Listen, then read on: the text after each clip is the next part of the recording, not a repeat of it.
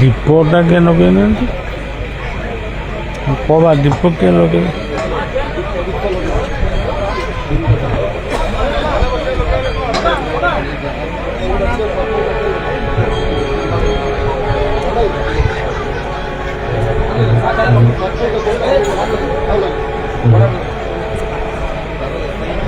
श्रीराम शरणं समस्त जगतां रामं विना कागति रामेण प्रतिहन्यते कलिमलं रामाय कार्यं नमः रामात् तस्सति कालभीम रामस्य सर्वं रामे भक्तिरतमिता भवतु मे रामत्वमेवाश्रयः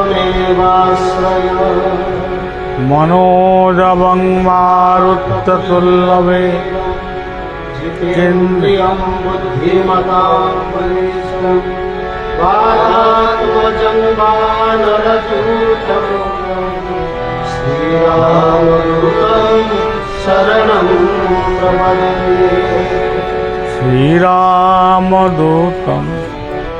शरणं प्रपद्ये श्रीरामदूतं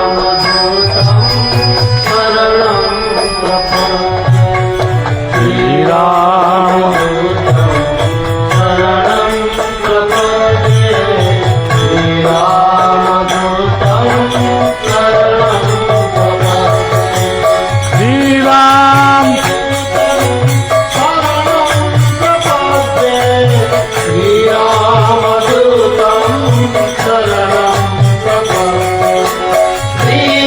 श्रीरामदूतं शरणं प्रपद्ये श्रीरामदूतं शरणं प्रपद्ये श्रीराम जय राम जय जय राम श्री राम जय राम जय जय राम श्री राम जय राम जय हनुमान श्री राम जय हनुमान श्री राम जय भगवान श्री राम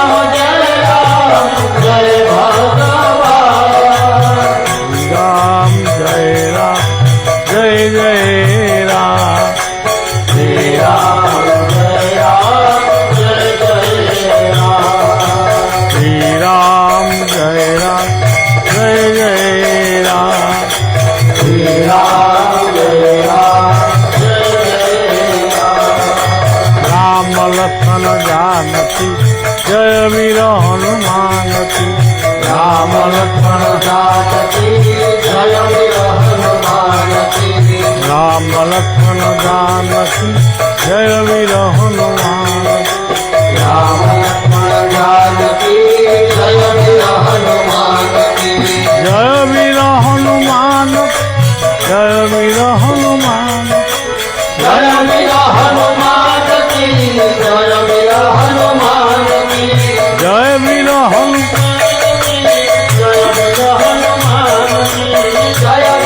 हनुमान की जय वीर हनुमान जय वीर हनुमान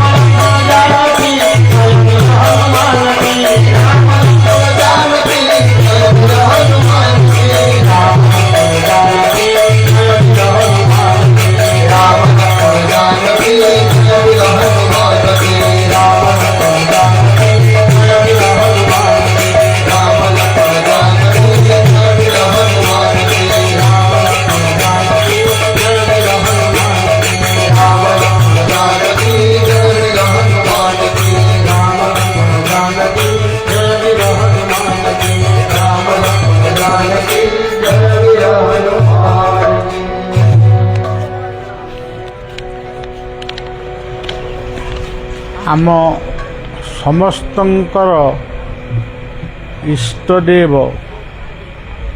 प्रभु बलराम बलदेव क्षेत्र तुलसी क्षेत्र। तुलसी क्षेत्र और श्री क्षेत्र को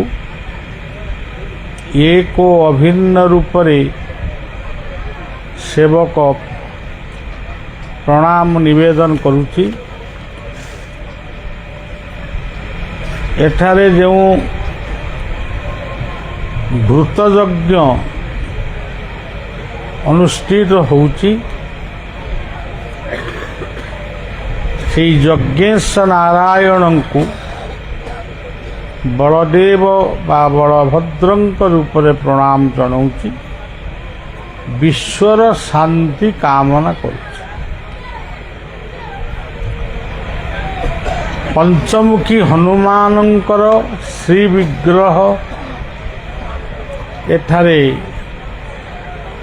प्रतिष्ठा होइचंती। एई हनुमानंक पाद तले श्रीरामंकर दिव्य स्वरूप को चिंतन करी जगतर मंगल हेउ यही कामना हनुमान पाद तले सेवक करुछि। कीर्तन मंडली माने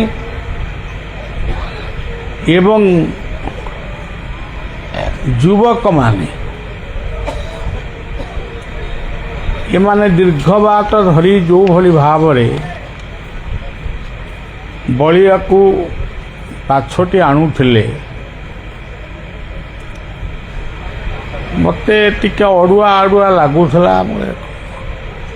कारण मुझे चली पारि नहीं। धीरे धीरे टिके क्लांति लगुलानी। सबु दिने गोटे कार्यक्रम सबु दिने शोभा यात्रा एमती चली। तेबे जा हो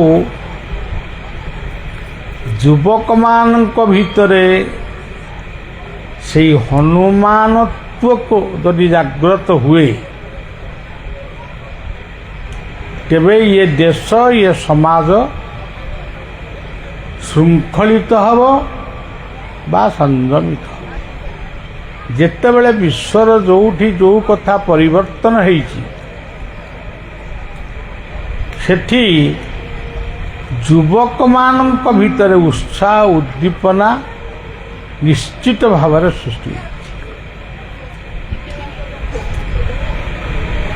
आजिर दुनिया रे मध्य मादक ये सब कथा जो प्रकार घटना सब घटुची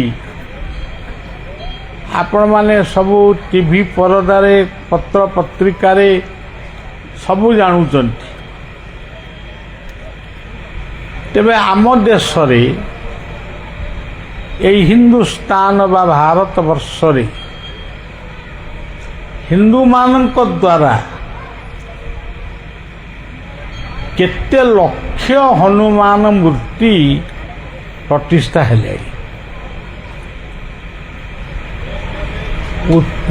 उत्तर भारत पूर्व भारत पश्चिम भारत दक्षिण भारत सबुटी हनुमान मूर्ति प्रतिष्ठा होती। किंतु गोटे हनुमान त्रेतया जुगरे से अवतार ग्रहण करथिले। से अवतार होचंती शिवंकर अवतार। हनुमान होचंती शिवंकर अवतार। हनुमानंकर जन्म पूर्वरु तांको माँ अंजना दुई थर से शिवंकर दर्शन करथिले। शिवंकर दर्शन करथिले एवं शिव निजे ସ୍ୱୀକୃତି ଦେଇଥିଲେ ମୁଁ ତୋ ଗର୍ଭରେ ଜନ୍ମ ହେବି। କିନ୍ତୁ ଅଞ୍ଜନା ଚାହୁଁନଥିଲେ। ତେବେ ହନୁମାନ ଜନ୍ମ ହେଲେ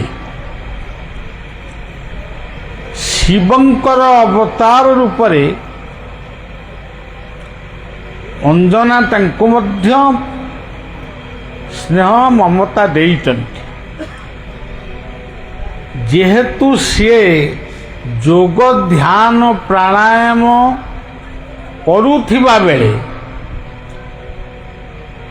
ସେ ସବୁଦିନ ଯୋଗ କରନ୍ତି, ମା ଅଞ୍ଜନା ଧ୍ୟାନ କରନ୍ତି, ପ୍ରାଣାୟାମ କରନ୍ତି। ସେହି ସମୟରେ ହନୁମାନ ତାଙ୍କ ଗର୍ଭରେ ଗଢ଼ି ଉଠିଲେ ଏବଂ ସେହି ସମୟରେ ସେ ଭୂମିଷ୍ଠ ହେଲେ। ତେଣୁ ତାଙ୍କୁ କୁହାଗଲା ପବନ ନନ୍ଦନ। ପବନ ନନ୍ଦନ ମାନେ ପବନକୁ ପ୍ରାଣାୟାମ କରୁଥିବା ଜଣେ ନାରୀ, ତାରି ଗର୍ଭରୁ ଜନ୍ମ ହୋଇଛନ୍ତି ହନୁମାନ। ତେଣୁ ସେ ପବନ ନନ୍ଦନ। ପ୍ରକୃତରେ ହନୁମାନଙ୍କର ବାପା ହେଉଛନ୍ତି କେଶରୀ। ସେ କେଶରୀ ନନ୍ଦନ।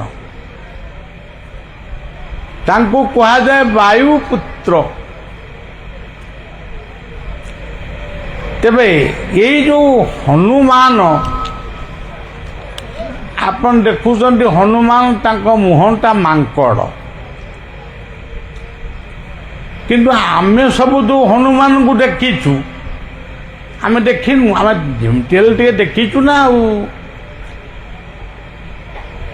ଆମ ଦେଖିବାରେ ହନୁମାନଙ୍କର ଲାଞ୍ଜ ନାହିଁ କି ହନୁମାନଙ୍କ ମୁହଁ ମାଙ୍କଡ଼ ନୁହେଁ। ସିଏ ହେଉଛନ୍ତି ମର୍କଟାକୃତି ମଣିଷ। ସେ ମଣିଷ ମାନବ ରୂପରେ ଜନ୍ମ ହୋଇଥିଲେ, କିନ୍ତୁ ତାଙ୍କ ମୁହଁଟା ଟିକେ ଦେଖିବା ପାଇଁ ମର୍କଟ ଭଳି। ତାର କାରଣ କ'ଣ? ତାର କାରଣ ହେଉଛି ତାଙ୍କ ମାଙ୍କର ଗୋଟେ ଅଭିଶାପ, ଅଞ୍ଜନାଙ୍କର ଗୋଟେ ଅଭିଶାପ, ଅହଲ୍ୟାଙ୍କର ଗୋଟେ ଅଭିଶାପ ଥିଲା, ପୁଅ ମାଙ୍କଡ଼। କିନ୍ତୁ ପ୍ରକୃତରେ ହନୁମାନଙ୍କର ଏତେ ବିରାଟ ବିରାଟ ଲାଞ୍ଜ, ଏତେ ବଡ଼ ମାନେ ମୁଖ, ଏସବୁ ବଳିଆ ଦେଖିଲି। ଖାଲି ଆପଣମାନେ ଡାକିଛନ୍ତି ବଳିଆକୁ ହନୁମାନ ପୂଜାରେ କହିବା ପାଇଁ, ତେଣୁ ତ ମୁଁ କିଛି କହିବି। ଦେଖନ୍ତୁ, ଏଇ 4ଟି ଅକ୍ଷର ଭିତରେ ଆମର ସବୁ କଥା ବି ରହିଛି।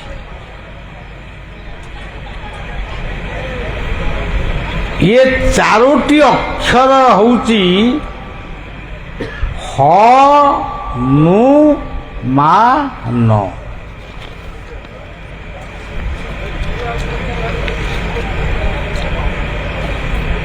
ଶ୍ରୀ ଶ୍ରୀ ବିକ୍ରମ ପଞ୍ଚମୁଖୀ ହନୁମାନ ମନ୍ଦିର ପ୍ରତିଷ୍ଠା ହେଉଛନ୍ତି। ରାମ କଥାମୃତ ଆଲୋଚନା ହେବେ। ଆୟୋଜକ ହେଉଛନ୍ତି ଗୁଲନଗର ଗ୍ରାମବାସୀ ବୃନ୍ଦ, ଗୁଲନଗର ଗ୍ରାମ ପଞ୍ଚାୟତ ଏବଂ କେନ୍ଦ୍ରାପଡ଼ା। ଗ୍ରାମ ଦେବତୀ ଠାକୁରାଣୀ ଥାନପତି ମାଙ୍କୁ ବଳିଆ ପ୍ରଣାମ ଜଣାଉଛି। ଠାକୁର ଗୋବିନ୍ଦଜୀଉ ମହାପ୍ରଭୁ ତାଙ୍କୁ ପ୍ରଣାମ ଜଣାଉଛି ଏବଂ ତ୍ରିଦିନାତ୍ମକ ଯଜ୍ଞ ମହୋତ୍ସବକୁ ମଧ୍ୟ ପ୍ରଣାମ ଜଣାଉଛି। ସର୍ବଶେଷରେ ସେଇ ତୁଳସୀ କ୍ଷେତ୍ର ବଳଦେବଙ୍କୁ କୋଟି କୋଟି ପ୍ରଣାମ ଜଣାଇ ଏ ସାମାନ୍ୟ କିଛି କଥା ଆପଣମାନଙ୍କୁ କହିବି। ଆପଣ ତ ଲେଖିଛନ୍ତି ରାମ କଥାମୃତ, ଯାହା କହୁଛେ ସେଇ ରାମଙ୍କ କଥାମୃତ ହିଁ କହୁଛି।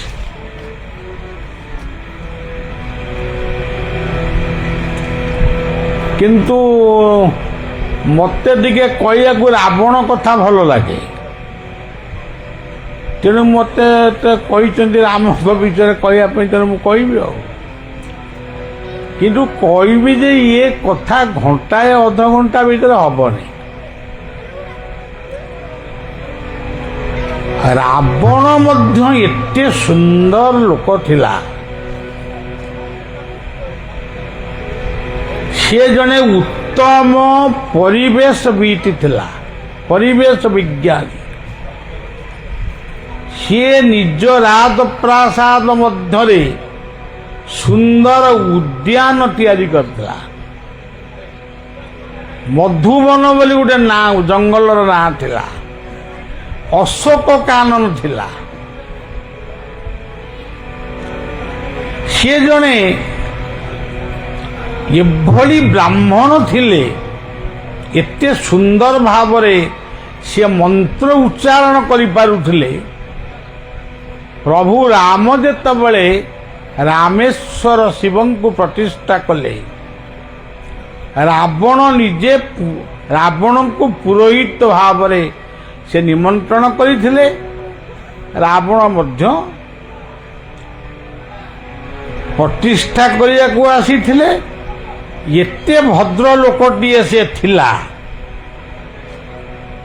ଯେ ସେ ଆସିବା ପୂର୍ବରୁ ଭାବିଲା ସୀତା ତ ମୋ ପାଖରେ ଅଛନ୍ତି, ରାମ ମୋତେ ନିମନ୍ତ୍ରଣ କରିଛନ୍ତି, ବିନା ସୀତାରେ କେମିତି ମୁଁ ସେତୁ ବନ୍ଧ ପ୍ରତିଷ୍ଠା କରିବି। ତାର ରାମଙ୍କ ପ୍ରତି ଏତେ ବିଶ୍ୱାସ ଥିଲା। ଆମେ ଆଜି ରାମକୁ ଭକ୍ତି କରୁଛୁ ବୋଲି ଦାବି କରୁଛୁ, ରାବଣର କିଛି ଭକ୍ତି ବି କମ୍ ନଥିଲା। ତାର ଏତେ ରାମଙ୍କ ପ୍ରତି ଭକ୍ତି ଆଉ ବିଶ୍ୱାସ ଥିଲା। ତାର ଯୋଉ ପୁଷ୍ପକ ଯାନରେ ସେ ଆସିଲା, ସୀତାଙ୍କୁ ସାଙ୍ଗରେ ନେଇକରି ଆସିଲା। ସମସ୍ତେ ଭାବିଲେ ଇଏ ବୋଧେ ସୀତାଙ୍କୁ ଏଇଠି ଛାଡ଼ି ଦେଇକି ଯିବ ଆଉ। ପ୍ରତିଷ୍ଠା ସରିଲା। ପ୍ରତିଷ୍ଠା ସରିଗଲା ପରେ ପ୍ରଭୁ ରାମ ମର୍ଯ୍ୟାଦା ପୁରୁଷୋତ୍ତମ, ଦେଖନ୍ତୁ ଆମ ପୁରୁଷୋତ୍ତମ କିଏ? ଜଗନ୍ନାଥ। ସର୍ବରହସ୍ୟ ପୁରୁଷୋତ୍ତମସ୍ୟ ଦେବନ ଜାନାତି କୃତ ମନୁଷ୍ୟ କ୍ଷେତ୍ରାଣାଂ ସର୍ବକ୍ଷେତ୍ରାଣାଂ ରାଧାଶ୍ରୀ ପୁରୁଷୋତ୍ତମ ଦେବାନାଂ ସର୍ବଦେବାନାଂ ରାଧାଶ୍ରୀ ପୁରୁଷ। ଗୀତାର 15 ଅଧ୍ୟାୟ ହେଉଛି ପୁରୁଷୋତ୍ତମ ଯୋଗ। ଏହି ପୁରୁଷୋତ୍ତମ ଯେତେବେଳେ ରାମଙ୍କ ରୂପରେ ଆବିର୍ଭାବ ହୋଇଥିଲେ, ତାଙ୍କୁ କୁହାଯାଇଥିଲା ମର୍ଯ୍ୟାଦା ପୁରୁଷୋତ୍ତମ। କୃଷ୍ଣଙ୍କୁ କୁହାଯାଏ ଲୀଳା ପୁରୁଷୋତ୍ତମ। ମହାପ୍ରଭୁ ଚୈତନ୍ୟାଦି ମହାପୁରୁଷ ମାନ ଯୁଗ ପୁରୁଷୋତ୍ତମ ବୋଲି କୁହନ୍ତି। ତେବେ ସଜ୍ଜନ, ରାମ ସୀତାଙ୍କୁ ଦେଖିଲେ, ରାମଙ୍କ ପାଖରେ ସୀତା ବସିଲେ। ଆପଣ ଦେଖନ୍ତୁ, ଇଏ ହେଉଛି ରାମାୟଣ। ରାମଙ୍କ ପାଖରେ ସୀତା ବସିଲେ, ସୀତା ଗୋଟେ ଜାଗାରେ ବସିଲେ, ରାମ ଆଉ ଗୋଟେ ଜାଗାରେ ବସିଲା। ସୀତାରାମ ଏକାଠି ବସିଲେ, କୁଶବଟୁ ଗ୍ରହଣ କଲେ। ରାବଣ ସଂକଳ୍ପ କଲେ। ରାବଣ କ'ଣ ସଂକଳ୍ପ କଲେ? ଯେ ଯଜମାନର ହିତ କାମନା କଲେ। ଯଜମାନ କିଏ? ରାମ। ରାମଙ୍କର କାମନା କ'ଣ? ସେତୁବନ୍ଧ ପ୍ରତିଷ୍ଠା ହେବ, ସୀତାଙ୍କୁ ଉଦ୍ଧାର କରିବେ। ସେଇ ମନ୍ତ୍ରଟି ରାବଣ ଉଚ୍ଚାରଣ କଲା। ଯେତେବେଳେ ଯଜ୍ଞ ସରିଗଲା, ପ୍ରଭୁ ରାମ ରାବଣକୁ ପଚାରୁଛନ୍ତି ଆପଣଙ୍କୁ ଦକ୍ଷିଣା କ'ଣ ଦେବି? ଆପଣ ତ ଲଙ୍କେଶ, ଆପଣଙ୍କର କିଛି ଅଭାବ ନାହିଁ। ଯେହେତୁ ମୁଁ ଯଜମାନ ରୂପରେ ଆପଣଙ୍କୁ ନିମନ୍ତ୍ରଣ କରିଛି, ଦକ୍ଷିଣା କ'ଣ ଦେବି? ରାମଙ୍କର ଯେଉଁମାନେ ଥିଲେ ଗଣ ବା ତାଙ୍କର ସେ ଯେଉଁ ସବୁ ଥିଲେ ସୈନ୍ୟ ରାମ, ସେ ସବୁ ମାନେ ପୁରା ଜାଗ୍ରତ ହେଇଗଲେ। କାଳେ ରାବଣ କହିବ କି ମୋ ଦକ୍ଷିଣା ହେଉଛି ସୀତା। ଯଦି କହିଲା ତାହେଲେ ଏଇ ତ ରାମ ରାବଣ ଯୁଦ୍ଧ ହବ। ରାମ କହିଲେ ଏ ଦଶାନନ, ତୁମେ କ'ଣ ମାଗୁଛ? କ'ଣ ତମର ପ୍ରୟୋଜନ? ହାତ ଯୋଡ଼ିକିରି ରାବଣ କହୁଛି, ହେ ଆର୍ଯ୍ୟପୁତ୍ର ଦଶରଥ ନନ୍ଦନ, ରଘୁବଂଶର କୁଳ ପ୍ରଦୀପ, ମୁଁ ଜାଣିଛି ତମେ କାହିଁକି ଜଙ୍ଗଲକୁ ଆସିଛ। ମୁଁ ଆସିଛି ସେତୁବନ୍ଧ ପ୍ରତିଷ୍ଠା ପାଇଁ। ମୋର ଦକ୍ଷିଣା ଅର୍ଥ ନୁହେଁ, ମୁଁ ସୁନାର ଲଙ୍କା ଗଢ଼ିଛି, ମାନେ ସୁବର୍ଣ୍ଣ ଭଳି ଲଙ୍କାଟିଏ ଗଢ଼ିଛି। ମୋର ଦକ୍ଷିଣା ଅର୍ଥ ନୁହେଁ, ମୋର ଦକ୍ଷିଣା ହେଉଛି ପ୍ରଭୁ ମୋତେ ମୁକ୍ତି ଦିଅ। ମୁଁ ମାଗୁଛି ମୁକ୍ତି। ଇଏ ଜଞ୍ଜାଳମୟ ଜୀବନ ଲଙ୍କା କଟକରେ, ଇଏ ଜଞ୍ଜାଳମୟ ଜୀବନ, ବିଭିନ୍ନ ଲୋକଙ୍କର ବିଭିନ୍ନ ସମସ୍ୟା। ପ୍ରଭୁ ମୁଁ ବହୁତ ଦିନ ବଞ୍ଚିଲେଣି, ଅନେକ ଦିନ ପର୍ଯ୍ୟନ୍ତ ମୁଁ ବଞ୍ଚିଲେଣି, କିନ୍ତୁ ମୋର ଆଉ ସେ ବଞ୍ଚି ରହିବାଟାକୁ ଆଉ ମୁଁ ଭଲ ମନେ କରୁନି। ମୋତେ ମୁକ୍ତି ଦିଅନ୍ତୁ। ଆପଣଙ୍କ ପାଦ ତଳେ ମୋତେ ସ୍ଥାନ ଦିଅନ୍ତୁ। ରାମ ଏ କଥାକୁ ଶୁଣି ତାଙ୍କ ଆଖିରୁ ଲୁହ ବୋହିଯାଉଛି। ରାମଙ୍କ ମନ ସୀତାଙ୍କ ପାଖରେ ନାହିଁ, ସେ ରାବଣଙ୍କ ପାଖରେ ଅନେକ। ତଥାସ୍ତୁ ବୋଲି ରାମ କହିଲେ, ପ୍ରଣାମ ଜଣେଇଲେ। ରାମ ରାବଣକୁ ପ୍ରଣାମ ଜଣେଇଲେ, କାରଣ ସେ ପୁରୋହିତ ନା, ଶତ୍ରୁ ହେଲେ ବି ପୁରୋହିତ। ରାମ ତାଙ୍କୁ ପ୍ରଣାମ ଜଣେଇଲେ, ରାବଣ ବି ପ୍ରଭୁଙ୍କୁ ପ୍ରଣାମ ଜଣେଇଲେ। ପୁଷ୍ପକ ଯାନରେ ଯେତେବେଳେ ଯାଉଛନ୍ତି, ରାବଣ ଭାବୁଛନ୍ତି ପ୍ରଭୁ ହଉଛନ୍ତି, ରାବଣ ନିଜେ ଭାବୁଛି ପ୍ରଭୁ ହଉଛନ୍ତି ଅବତାର, ସିଏ ଭକ୍ତର ଭଗବାନ। ମୋର ଇଏ ମାଗୁଣି, ଇଏ ଶରଣାପନ୍ନ ମାଗୁଣି, ଏହାକୁ ସେ ଅନୁଭବ କରି ସିଏ ହୁଏତ କହିବେ ମୋର ଆଉ ସୀତା ଦରକାର ନାହିଁ, ରାବଣ ମରିବା ବି ଦରକାର ନାହିଁ, ଇଏ ଲଙ୍କା ଧ୍ୱଂସ ହବାର କିଛି ମୁଁ କରିବିନି। କାଳେ ଏମିତି କହିବେ, ଭାବ ବିନୁ ଦିଆ ଠାକୁର ଭକ୍ତ,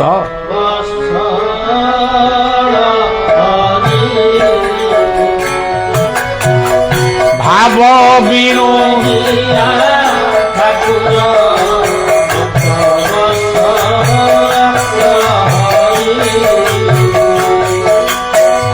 ଭକ୍ତ ପାଇଁ କରେ ବର ଯେ ଅସବୁର,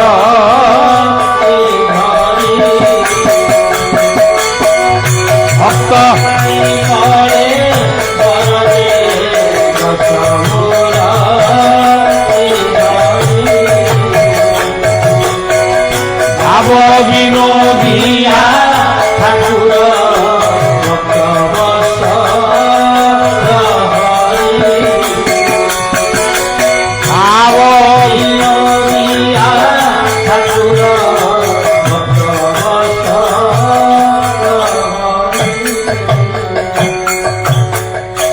ଭାଗବତର ଗୋଟିଏ ପଦ ଅଛି, ସେ ପଦଟି ହଉଛି ଦୁର୍ଜୟ ଦେହ ମୋର ଶୂନ୍ୟ ଭକତ ଭାବେ ଦୁର୍ଜୟ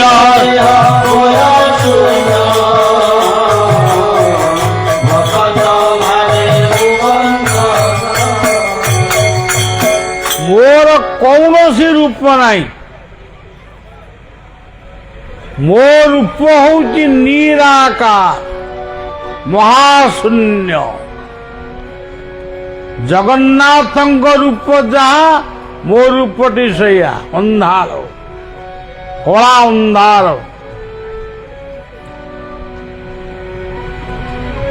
ମୋତେ ଯିଏ ଯେଉଁ ରୂପରେ ସ୍ମରଣ କରନ୍ତି, ପ୍ରାର୍ଥନା କରନ୍ତି, ମୁଁ ସେଇ ରୂପ ଧରି ଭକ୍ତ ଆଗରେ ଉଭା ହୁଏ। ଜଣେ ଡାକିବେ ହେ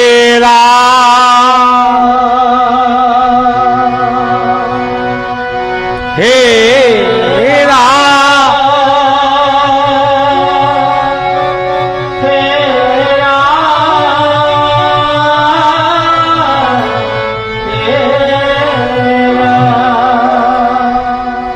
ତେଣୁ ମୁଁ ରାମଙ୍କ ରୂପ ଧରି ଆସେ, ଧନୁଟିଏ କାନ୍ଧରେ ଥାଏ। ଠିକ୍ ଯଦି ସେଇ ସମୟରେ ଆଉ ଜଣେ ଗୋବିନ୍ଦଜୀଙ୍କ ମଠରେ ବା ଯୋଉଠି କୃଷ୍ଣଙ୍କ ମନ୍ଦିରରେ ଯଦି ଡାକେ ହରେ କୃଷ୍ଣ ହରେ କୃଷ୍ଣ ହରେ କୃଷ୍ଣ ହରେ କୃଷ୍ଣ, ତେଣୁ ମୁଁ ସାଙ୍ଗେ ସାଙ୍ଗେ ଧନୁକୁ ଥୋଇ ଦେଇକିରି ବଂଶୀ ଧରିକିରି ଠିଆ ହେ। ତୁଳସୀ ଦାସ ଯେତେବେଳେ ବୃନ୍ଦାବନର ବାଙ୍କ ବିହାରୀଙ୍କ ପାଖରେ ପହଞ୍ଚିଲେ, ସେ ମୂର୍ତ୍ତି ତାଙ୍କ ମନକୁ ଗଲାନି।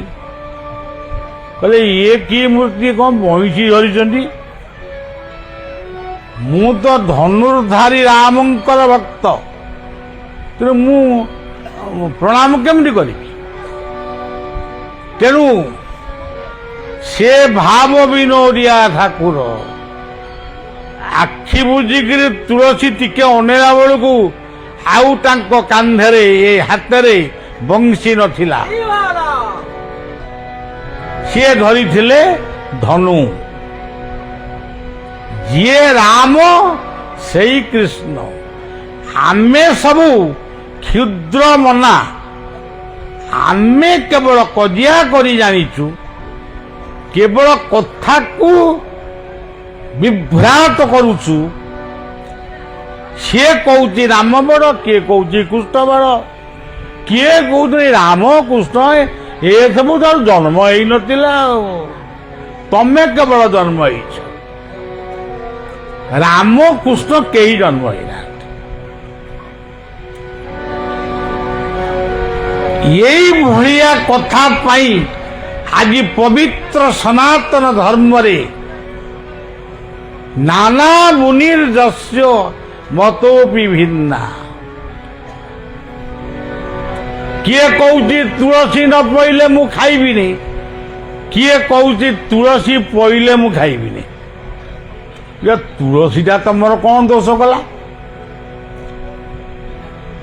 ତୁଳସୀ ଗୋଟେ ଔଷଧ, ବିଲ୍ୱପତ୍ର ଗୋଟେ ଔଷଧ। ତମେ ଯଦି ତାକୁ ଦେବୀ ରୂପରେ ପୂଜା ନ କରିପାରୁଛ, ତାକୁ ଖାଇବାରେ କଣ ଅସୁବିଧା? ତେଣୁ ଆଉ ସେ କଥା କିଛି କହିହବନି। ସନାତନ ଧର୍ମରେ ମୁଁ ଜଣେ ସନାତନୀ ହିନ୍ଦୁ, ମୋର ପରିଚୟ ମୁଁ ଭାରତୀୟ, ମୁଁ ଓଡ଼ିଆ, କିନ୍ତୁ ମୋର ପରିଚୟ ସବୁ ସନାତନୀ ହିନ୍ଦୁ। କିନ୍ତୁ ମୁଁ ସବୁ ଧର୍ମକୁ ସମ୍ମାନ ଦିଏ। ତାର ଅର୍ଥ ନୁହେଁ ଯେ ମୁଁ ମାନେ ମୋ ଧର୍ମରୁ ମୁଁ ମାନେ ବିଚ୍ୟୁତ ହେଇଯାଏ। ଯେତେ ଗୁରୁ ଆପଣମାନେ ଦେଖିବେ ତାଙ୍କର ଗୋଟିଏ ଗୋଟିଏ ପ୍ରକାରର ପ୍ରାର୍ଥନା। ମୁଁ ଆଜି ପର୍ଯ୍ୟନ୍ତ ଭାରତ ବର୍ଷର ହଜାର ହଜାର ସାଧୁ ସନ୍ତଙ୍କୁ ଇଏ ସେବକ ଦର୍ଶନ କରିଛି। କିଏ ଯଦି ପଢୁଛନ୍ତି ସୀତାରାମ, ଆଉ କିଏ ପଢୁଛନ୍ତି ରାଧେଶ୍ୟାମ, ଆଉ କିଏ ପଢୁଛନ୍ତି ହରେ କୃଷ୍ଣ, କିଏ ମାନେ ଏମିତି ମାନେ ଯେତେ ଗୁରୁ ତାଙ୍କର ଗୋଟାଏ ଗୋଟାଏ ପ୍ରାର୍ଥନା। ତେବେ କୋଉ ପ୍ରାର୍ଥନା ପ୍ରଭୁଙ୍କ ପାଖରେ ପହଞ୍ଚିବ? ସେଥିପାଇଁ ଗୀତା ଗୋଟିଏ ପ୍ରାର୍ଥନା କହିଲେ, ଓମ୍ ଇତ୍ୟେ କାକ୍ଷରଂ ବ୍ରହ୍ମା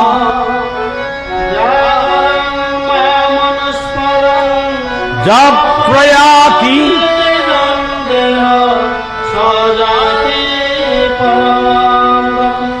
କେବଳ ଓମ୍ ଓମ୍ ଏତିକି କହିଲେ ବି ଯଥେଷ୍ଟ। କିଏ କହିବ କି ଓମ୍ ଭାଇ ଏଗୁଡ଼ା ଏଡ଼ିକି ବକରେ ଏଇଥିରେ କ'ଣ ଭଗବାନ ଶୁଣିଯିବେ? ଭାଗବତରେ କହିଲେ ସକଳ ମନ୍ତ୍ର ମଧ୍ୟରେ ସାର ବିଧାମ ବ୍ରହ୍ମ ସକଳ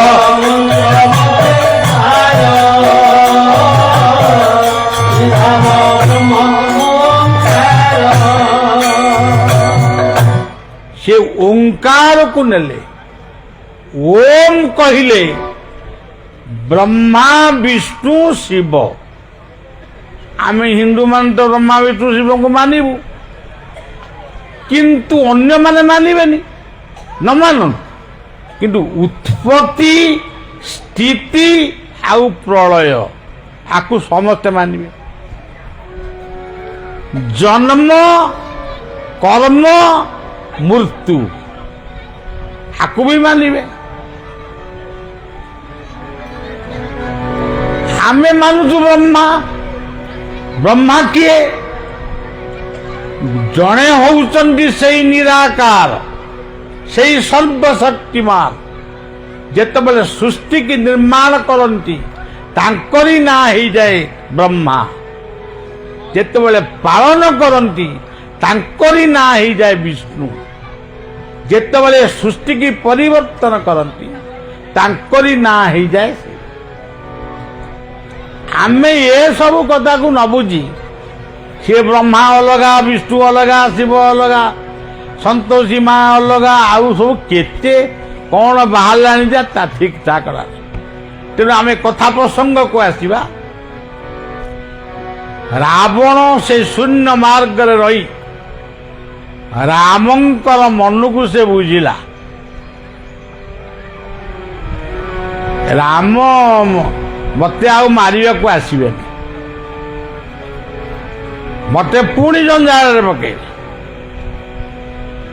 କିନ୍ତୁ ତାଙ୍କର ଯୋଉ ସୈନ୍ୟମାନେ ଅଛନ୍ତି ତାଙ୍କୁ ଟିକେ ଖତେଇ ହେଇକିରି ଆସିବା।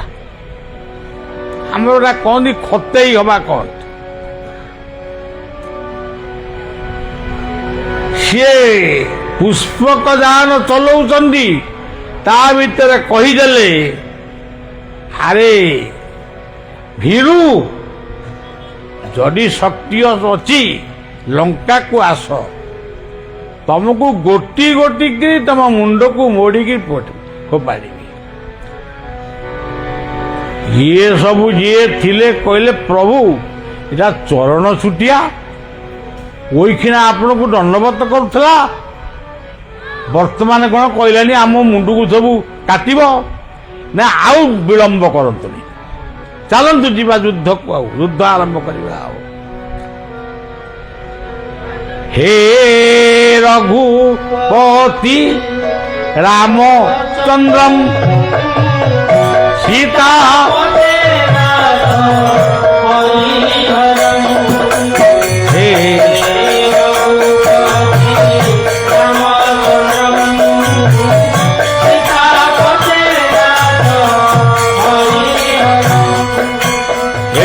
রঘুপতি রামচন্দ্র সীতাপতি নাথ হরি হর।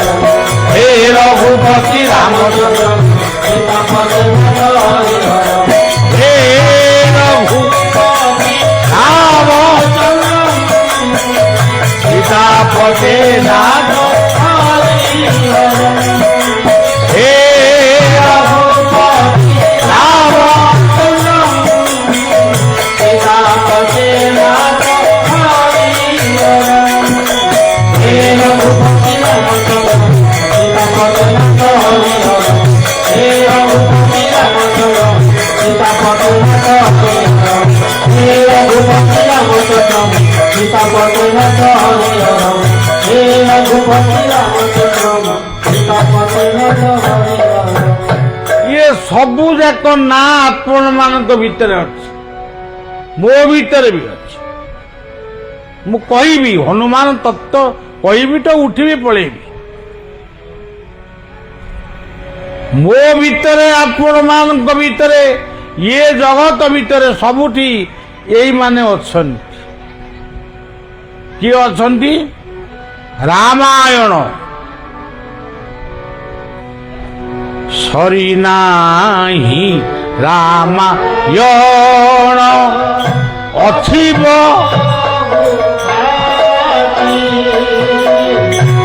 ଏବେ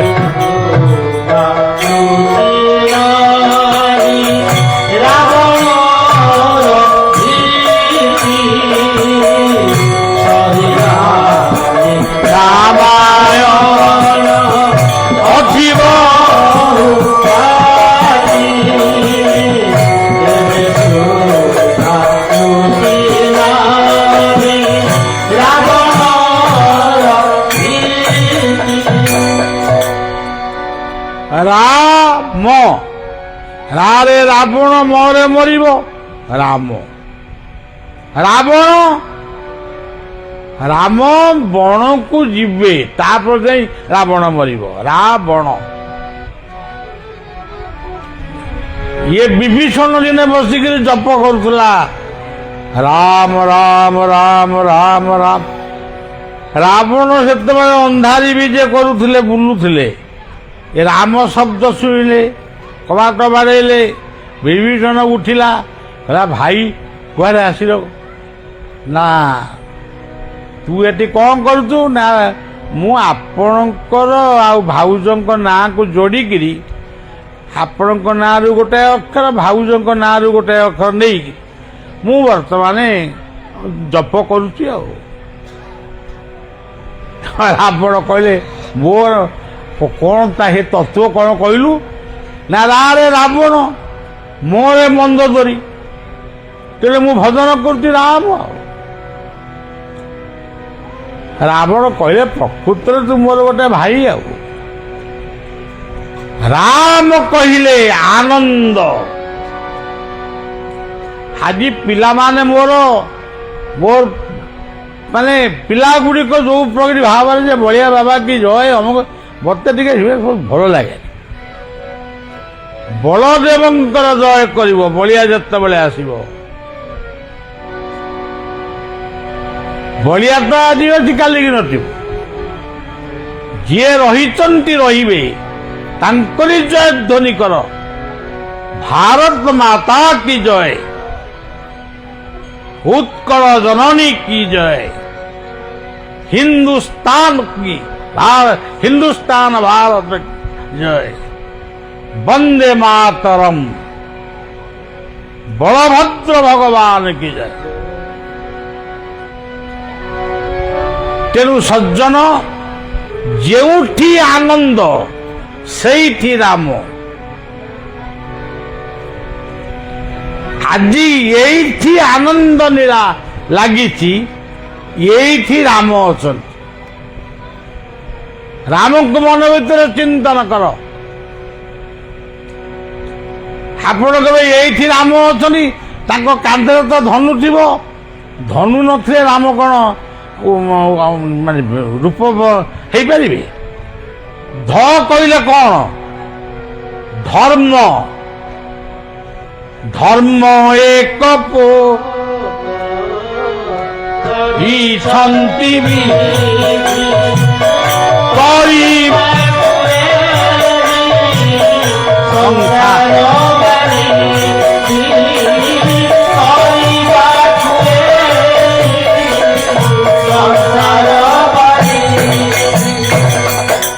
କେତେ ସୁନ୍ଦର ପଦ ଓଡ଼ିଶାର କବିମାନେ ଲେଖିଛନ୍ତି। ଧର୍ମ ଏକପୋତ ଗଢ଼ିଛନ୍ତି ବିଧି ତରିବାକୁ ଏଇ ସଂସାର ବାହାରେ। ହଣାହଣି ହେବା ପାଇଁ ଧର୍ମ ସୃଷ୍ଟି, ପରମାଣୁ ବୋମା ଫୁଟାଇବା ପାଇଁ ଧର୍ମ ସୃଷ୍ଟି। ଧର୍ମ ଏକାଶୀ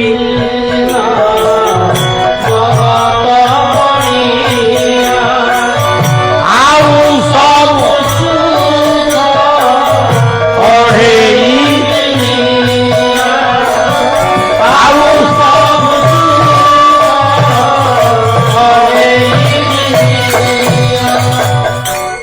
ତେଣୁ ଧର୍ମ ଏକ ସ୍ୱତନ୍ତ୍ର, ଏ ବିଶ୍ୱ ସୃଷ୍ଟି ହେଇନଥିଲା, ମାନବ ଜାତି ସଂସାରକୁ ଆସିନଥିଲେ ସେତେବେଳେ ଧର୍ମ ସୃଷ୍ଟି ହେଇଥିଲା। କୋଉ ଦିନ ସେ ଦିନଟା କୋଉ ଦିନ? ସେ ଦିନଟା ମୋ ପାଖରେ ନାହିଁ। ଯେତେବେଳେ ସୂର୍ଯ୍ୟ ଉଦୟ ହେଲେ ସେତିକି ବେଳେ ସେଇ ଦିନ ଠାରୁ ଧର୍ମ ସୃଷ୍ଟି ହେଲା। ପାହାଡ଼ ପର୍ବତ ନଦ ନଦୀ ଇଏ ସବୁ ସୃଷ୍ଟି ହେଲା। ତାକୁ ସୃଷ୍ଟି କଲେ କିଏ? ଧର୍ମ। ଇଏ ଯୋଉ ଧର୍ମ ଆମେ ସବୁ କରୁଛୁ ଏ ବହୁ ପରେ। ହଉ ସଜ୍ଜନ, ଧ କହିଲେ ଧର୍ମ, ଯିଏ ଧାରଣ କରେ, ଧାରୟତି ଇତି ଧର୍ମ। ନୁ କହିଲେ ନୁମଃ ନମ୍ରତା, ଗୁରୁ ଗୁରୁଜନଙ୍କୁ ନମସ୍କାର, ଇଷ୍ଟଙ୍କୁ ନମସ୍କାର। ଇଏ ହଉଛି ନୁମଃ, ଭାଗବତର କଥା। ଏ ସଚ୍ଚିଦାନନ୍ଦ ରୂପାୟ ବିଶ୍ୱତ୍ପତ୍ତ୍ୟାଦି ତାପତ୍ରୟ ବିନାଶ ଶ୍ରୀକୃଷ୍ଣ ବୟଂ ନୁମଃ। ତେଣୁ ରାମଙ୍କ କାନ୍ଧରେ ସବୁବେଳେ ଧନୁ ଅଛି। କଣ ଏ ବାଉଁଶ ଗଛରୁ ବାଉଁଶ ଗଛ ଧନୁ? ଏ ଯୋଉ ଧନୁ ସବୁ ତିଆରି କି ବିକ୍ରି କରୁଛନ୍ତି, ଏଇ ଧନୁ ରାମ ପକେଇଥିଲେ। ସିଏ ଧନୁଙ୍କର ନାଁ ହଉଛି କୋଦଣ୍ଡ। କୋ କହିଲେ କଣ? କ କହିଲେ ମସ୍ତକ, ଓ କହିଲେ ଓଙ୍କାର, ଓଙ୍କାର କହିଲେ ବ୍ରହ୍ମ। ସେଇ ବ୍ରହ୍ମ ସତ୍ତା ଆମ ମସ୍ତକରେ ଅଛନ୍ତି। କୋଉ ରୂପରେ? ବୁଦ୍ଧି ବିବେକ ଜ୍ଞାନ। ବୁଦ୍ଧି ବିବେକ ଜ୍ଞାନ ମରଣ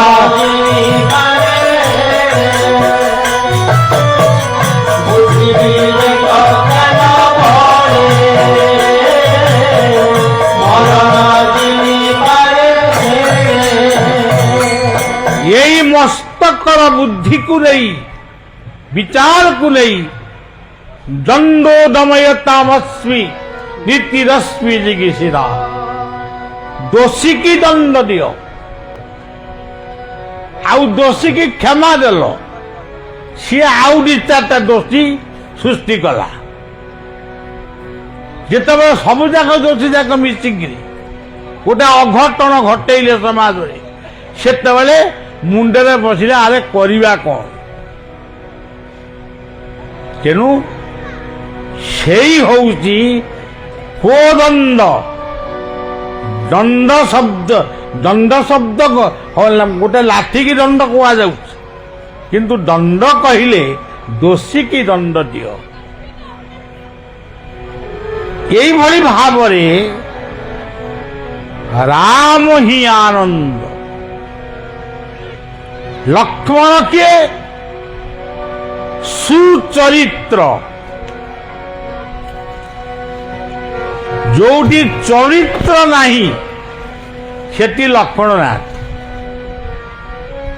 ଏ ବାବୁ ମଦ୍ୟ ପିଇବ, ମାଦକ ଖାଇବ, ରାସ୍ତାରେ ଗଡ଼ିବ, ଛୁରୀ ଧରିବ, ବମ୍ ଧରିବ, କାହାକୁ ଧମକେଇବ, କାହାକୁ ହତ୍ୟା କରିବ, ଲୁଣ୍ଠନ କରିବ,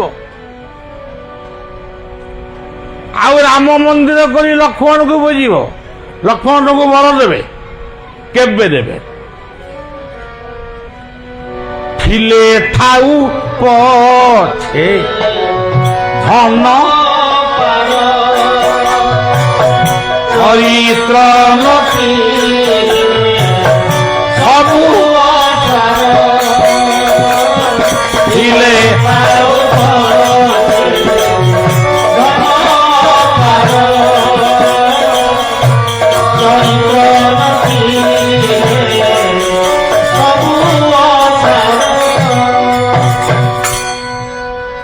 ଆଉ ଗୋଟେ ଭଲ ପଦ ଅଛି, ବିଶାଳ ଧନ ଯଶ ଅସାର ଚରିତ୍ର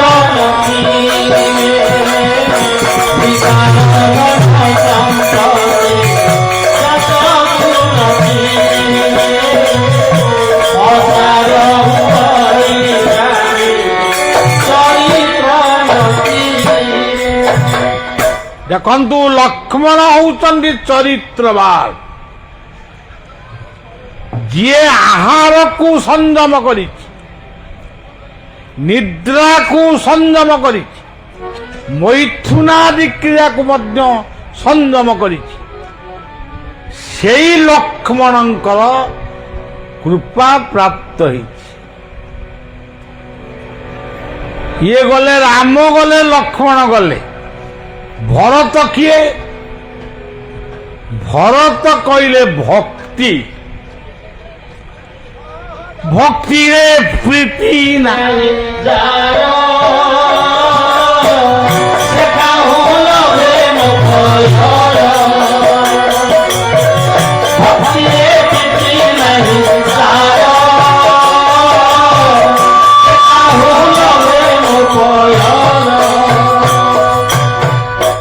ଆଉ ଗୋଟେ ପଦରେ କହିଲେ, ଭକ୍ତିକୁ ଠାରେ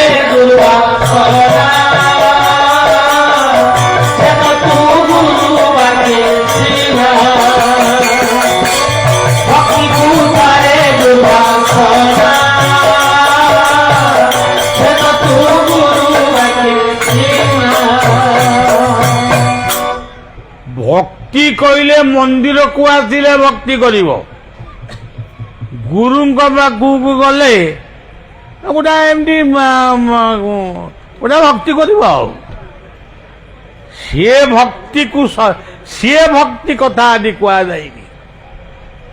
ପାରିବାରିକ ଜୀବନ, ରାମଙ୍କର ଜୀବନ ହଉଛି ପାରିବାରିକ ଜୀବନ।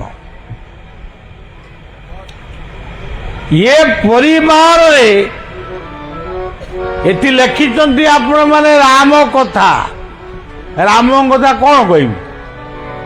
ରାମ ପିତୃ ସତ୍ୟ ପାଳି ଜଙ୍ଗଲକୁ ଗଲେ। ତମେ ସେଇ ଧାଡ଼ିଟାକୁ ଆପଣମାନେ ମନେ ପକାନ୍ତୁ। ଆମେ ବାପାଙ୍କର କୋଉ ଇଚ୍ଛାକୁ ପୂର୍ଣ୍ଣ କରିଛୁ?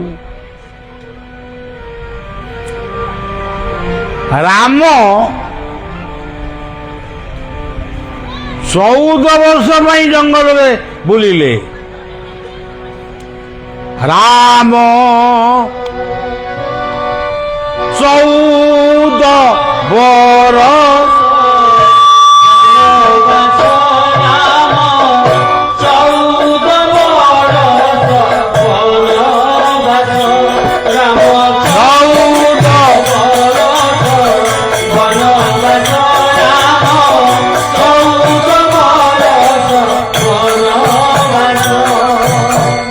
ମାନେ କଣ? 14 ବର୍ଷ ଜଙ୍ଗଲରେ ବୁଲିଲେ। 14 4ଟି ଦର୍ଶନ ସୃଷ୍ଟି ହୁଏ ରାମଙ୍କର କୃପାରେ ସେ କ'ଣ ଧର୍ମ ଅର୍ଥ କାମ ମୋକ୍ଷ ତାକୁ ଆଉ ବିଶଦ ବ୍ୟାଖ୍ୟା କରିହେବ। ରାମ 14 ବର୍ଷ ଇଏ 4ଟି କୃପା ସେ ବର୍ଷର କରନ୍ତି। ବନ କହିଲେ ସୁନ୍ଦର, ବନ କହିଲେ ଜଙ୍ଗଲ, ବନ କହିଲେ ଜଳ। ତେଣୁ ଇଏ ରାମ 14 ବର୍ଷ ବନବାସ, ଆ ଭିତରେ ବି ତତ୍ତ୍ୱ ରହିଛି। ଭରତ କହିଲେ ଭକ୍ତି। ଆଚ୍ଛା, ଆମ ଘରେ ଆମେ ଭକ୍ତି କରୁଛୁ? ମନେ ପକାନ୍ତୁ, କରୁଛନ୍ତି ମାନେ କରୁନାହାନ୍ତି କହିଲେ ଭୁଲ ହେଇଯିବ, କିନ୍ତୁ ଅଳ୍ପ ଲୋକ କରୁଛନ୍ତି।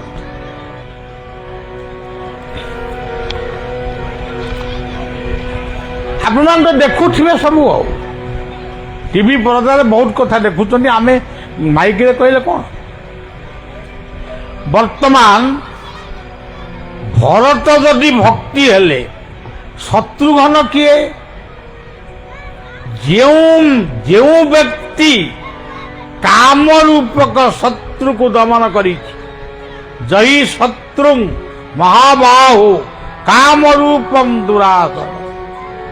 ଆଉ ଯେଉଁ ବ୍ୟକ୍ତି କାମକୁ ନେଇ ବଳାତ୍କାର କରୁଛି, ତାକୁ ହତ୍ୟା କରୁଛି, ନହେଲେ ମାଟି ତଳେ ପୋତୁଛି, ତାକୁ ଖଣ୍ଡ ଖଣ୍ଡ କରିକିରି ନାଳକୁ ଫୋପାଡ଼ି ଦଉଛି, ଇଏ କି ରାମ ରାମ ହେବେ? ତାଙ୍କ ବିଣ୍ଡ ଖରାପ। ତେଣୁ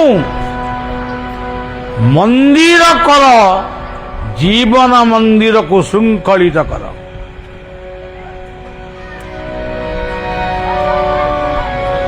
ସୀତା କିଏ? ସୀତା କହିଲେ ପବିତ୍ର, ଗଙ୍ଗା। ଯେଉଁ ନାରୀ ଭିତରେ ପବିତ୍ରତା ନାହିଁ, ଯେଉଁ ନାରୀ ପତିବ୍ରତା ନୁହେଁ, ଯେଉଁ ନାରୀ ସ୍ନେହ ମମତାରେ ତାର ହୃଦୟ ପୁରୀ ଉଠିନେ, ନାରୀ କହିପାରେ ଆପଣ ପୁରୁଷ ବୋଲି ପୁରୁଷଙ୍କ ସପକ୍ଷରେ କହୁଛନ୍ତି। ନାଇଁ ନାଇଁ, ପୁରୁଷ ଓ ନାରୀ ଇଏ ଦୁଇଟି ହଉଛି ଜାତି।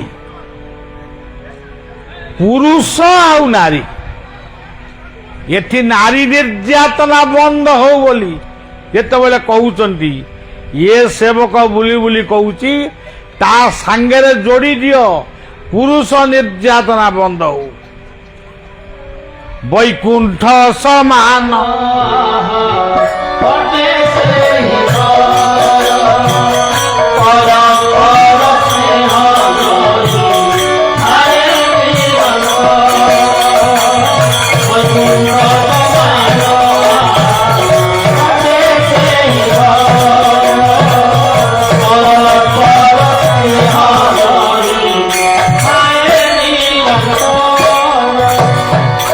ଆଚ୍ଛା, ବର୍ତ୍ତମାନ ଆପଣ ହନୁମାନଙ୍କ ମନ୍ଦିର ନିର୍ମାଣ କରିଛନ୍ତି, ଏ ନାଁଟାକୁ କିଏ ଦେଲା? ତାଙ୍କ ବାପା ଦେଇଥିବେ କି କିଏ ଦେଇଥିବେ ଆଉ। ଆଚ୍ଛା, ହଟି କ'ଣ? ଏଇ ବଳିଆ ଆଇଲା ବେଳେ ଆପଣମାନେ କହୁଥିଲେ ହରିବ।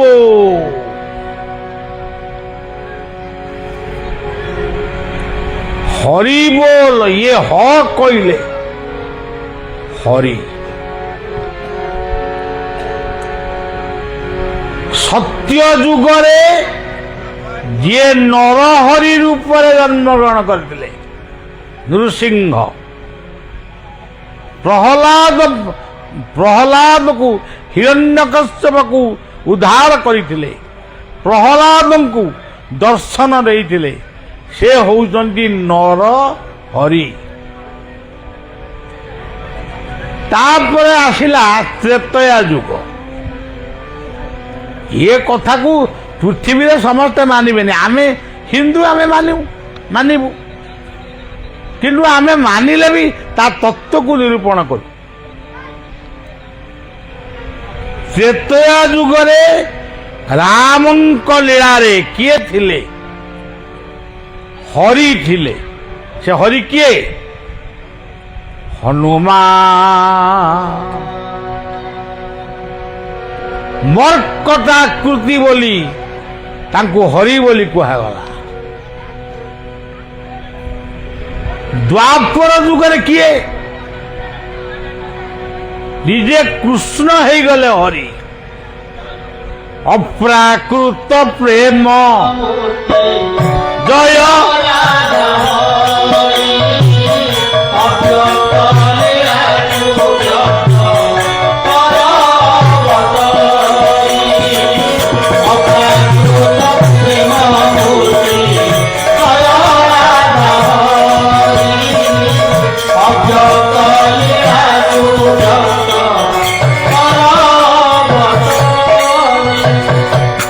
କଳି ଯୁଗରେ ବୋଲି ଏଇ ଯୁଗରେ ହରି କିଏ?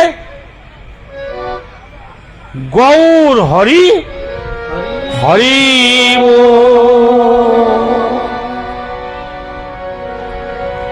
ସତ୍ୟ ଦୈତ୍ୟ କୁଳାଧିନାଥ ମନ୍ଥନମ୍ ସୂର୍ଯ୍ୟନ୍ଦୁଭିକେଶରୀ ତ୍ରେତାୟଂ ଦଶକଣ୍ଠ କଣ୍ଠହରଣ ରାମାଭିରାମା ଗୋପାଳନ ପରିପାଳନ ବ୍ରଜକୁଳେ ଭାବା ହରେ ଦ୍ୱାପ ଶ୍ରୀ ଗୌରାଙ୍ଗ ପ୍ରିୟ କୀର୍ତ୍ତନ କଳି ଯୁଗେ ବ୍ରଜେତ ସତୀ।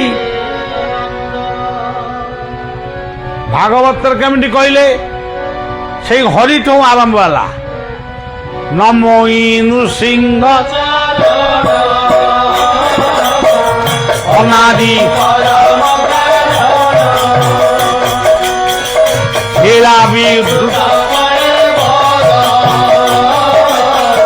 ଦେବମାନ ମାୟା ଜାନବ କରୁଣା କଟା ভকত জন সে হরি প্রকাশ ভাগবত শ্রীহরি ভাগবত কেতে সুন্দর কথা। হরিনাম প্রেম লড়ু বড়াই মধুর। মু সে ভিতরে খালি কহু নাই। হরি কহিলে কর্ম, হরি কহিলে বলদেব, বলদেবଙ୍କ ହାତରେ ଲଙ୍ଗଳ, ହାତରେ ଗୋଟେ ଶୂଳ, ସଂଗ୍ରାମେ ଚପଳ, ସିଏ ହଉଛନ୍ତି ହରି। ଦୁଃଖକୁ ଯିଏ ହରଣ କରନ୍ତି। ଦୁଃଖକୁ କିଏ ହରଣ କରେ? କଣ ପ୍ରାର୍ଥନା? ପ୍ରାର୍ଥନା କର। ଦୁଃଖକୁ କିଏ ହରଣ କରେ? ଶନି ମେଳା କଲେ ହରଣ ହବ। କାହାର କଣ ହରଣ ହେଇଥିବ ମୁଁ କହିପାରିବି, କିନ୍ତୁ ହରି ହରି ହଉଛନ୍ତି ଭୋଦେବ କର୍ମ ପାଦେ ସେବ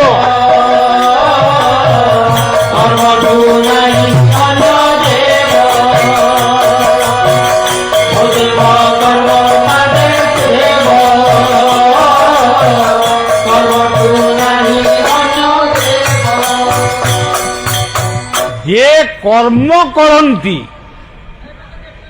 কর্মবাদী হুও, গ্রহবাদী হুও না। ভাগ্যକୁ ମାନ, কিন্তু ଭାଗ୍ୟବାଦୀ ହେଇ କର୍ମ ତ୍ୟାଗ କର ନା। ଜୀବନର ଶେଷ ପର୍ଯ୍ୟନ୍ତ ଜୀବନକୁ କର୍ମମୟ କର। ଆଜି ମଲେ କାଲିକି ଦିନି, ପୁଣି ଆଜି ମଲେ ପୁଣି ସାଙ୍ଗେ ସାଙ୍ଗେ ଆମେ ହେଇଗଲୁ କ'ଣ ଅଣସୁଦିଆ। ଇରେ ଓଇଖିଣା ବାପାକୁ କହୁଥିଲୁ ବାପା, ଓଇଖିଣା ବାପା ନିଶ୍ୱାସ ବନ୍ଦ ହେଇଗଲା, ସାଙ୍ଗେ ସାଙ୍ଗେ ପବିତ୍ରତା କୁଆଡ଼େ ପଳେଇଲା, ସାଙ୍ଗେ ସାଙ୍ଗେ ଅଣସୁଦିଆ ଆମେ ହେଇଗଲୁ। ପୁଣି ବାପା ମରିଗଲେ ବର୍ଷକ ପର୍ଯ୍ୟନ୍ତ, ବାପା ହଉ ମା ହଉ ଝିଅ, ବର୍ଷକ ପର୍ଯ୍ୟନ୍ତ କୌଣସି ଦେବତା ମନ୍ଦିରକୁ ଯିବନି। ଆଉ କୋଉ ମନ୍ଦିରକୁ ଯିବ? ତମରି ପାଖକୁ ଯିବେ। ତମର ଯଦି ମାନେ ଗୋଟେ ପେଟ କାମୁଡ଼ିଲା କି କ'ଣ ଗୋଟେ ହେଲା, ମେଡିକାଲକୁ ଯିବନି?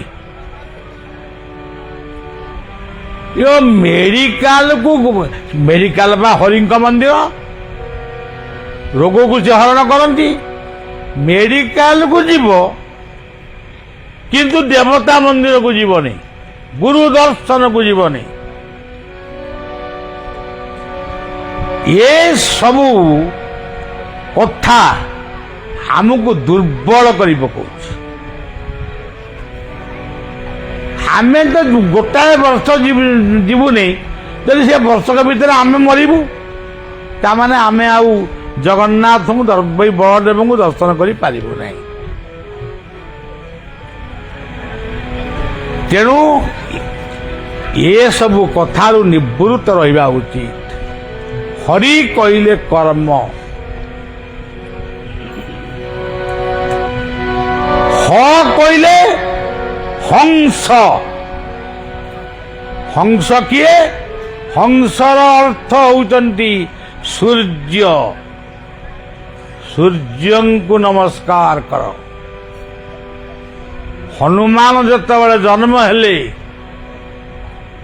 ସେ ଖାଇବାକୁ କହିଲେ, ତାଙ୍କ ମା କହିଲେ ଏଇଆକୁ ଖା। ସେ କିଏ? ସୂର୍ଯ୍ୟ। ରକ୍ତିମା ବର୍ଣ୍ଣରେ ଉଦୟକାଳୀନ ସୂର୍ଯ୍ୟଙ୍କୁ ହନୁମାନ ଦେଖି ସେ ଭାବିଲା ମୁଁ ଆକୁ ଖାଇବି। କିନ୍ତୁ କଥା ହଉଛି ହନୁମାନ କ'ଣ ଏତେ ମୂର୍ଖ, ସେ ସୂର୍ଯ୍ୟଙ୍କୁ ଖାଇବାକୁ ଗଲେ? ଲେଖା ହେଇଛି ବୋଲି ମୁଁ ଟିକେ କହିଦେଲି। ତେବେ ସୂର୍ଯ୍ୟଙ୍କ ସହିତ ହନୁମାନଙ୍କର ସମ୍ପର୍କ ଅଛି। ନୁ କହିଲେ ନୁମ,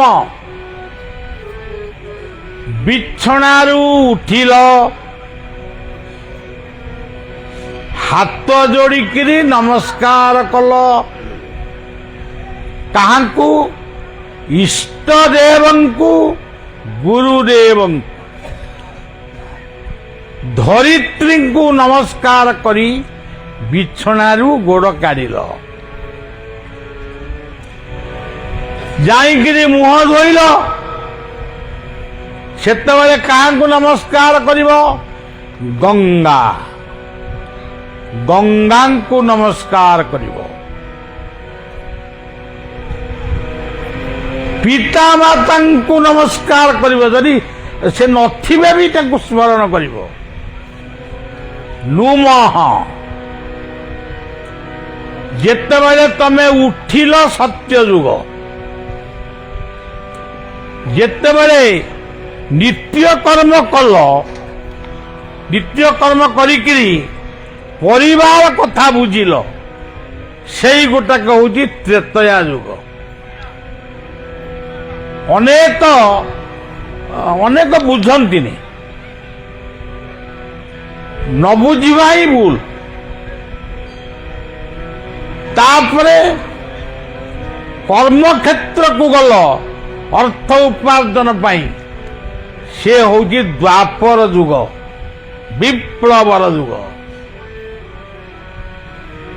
ଦ୍ୱାପର ଯୁଗ ନୁହେଁ କୃଷ୍ଣ ବଂଶୀ ବଜେଇଲେ, ଗୋପୀମାନେ ତାଙ୍କ ପାଖକୁ ଆଇଲେ, ଏଗୁଡାକ ସବୁ ଏ କଥାର ତତ୍ତ୍ୱ ଅଲଗା।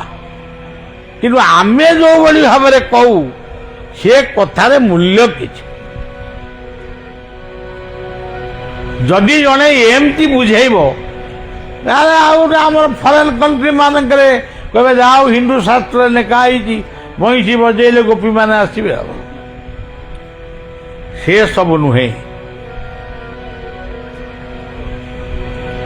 ଦ୍ୱାପର ହଉଛି ବିପ୍ଳବର ଯୁଗ, କୁରୁ ପାଣ୍ଡବର ଯୁଦ୍ଧ। ତାର ନାୟକ କିଏ? ଭଗବାନ କୃଷ୍ଣ। କୃଷ୍ଣଷ୍ଟୁ ଭଗବାନ ସ୍ୱୟଂ ନୁମ। ମା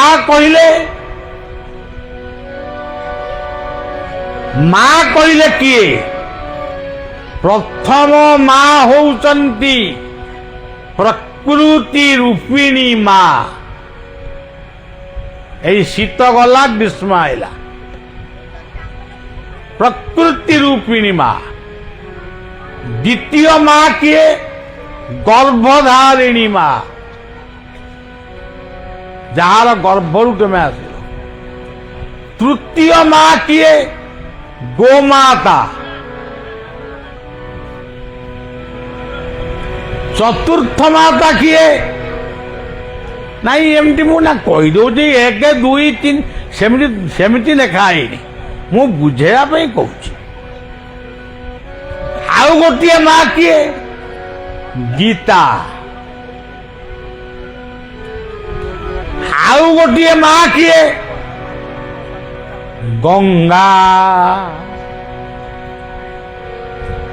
ଗାଧେଇଲା ବେଳେ ସେଇ ଗଙ୍ଗାଙ୍କୁ ସ୍ମରଣ କରି ଗାଧାଅ। ତେଣୁ ମା।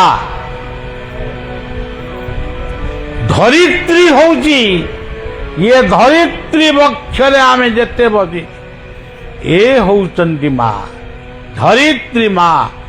ନଦୀ ବନଗୀ ଭୀମ କାନ୍ତ କୁମ୍ଭ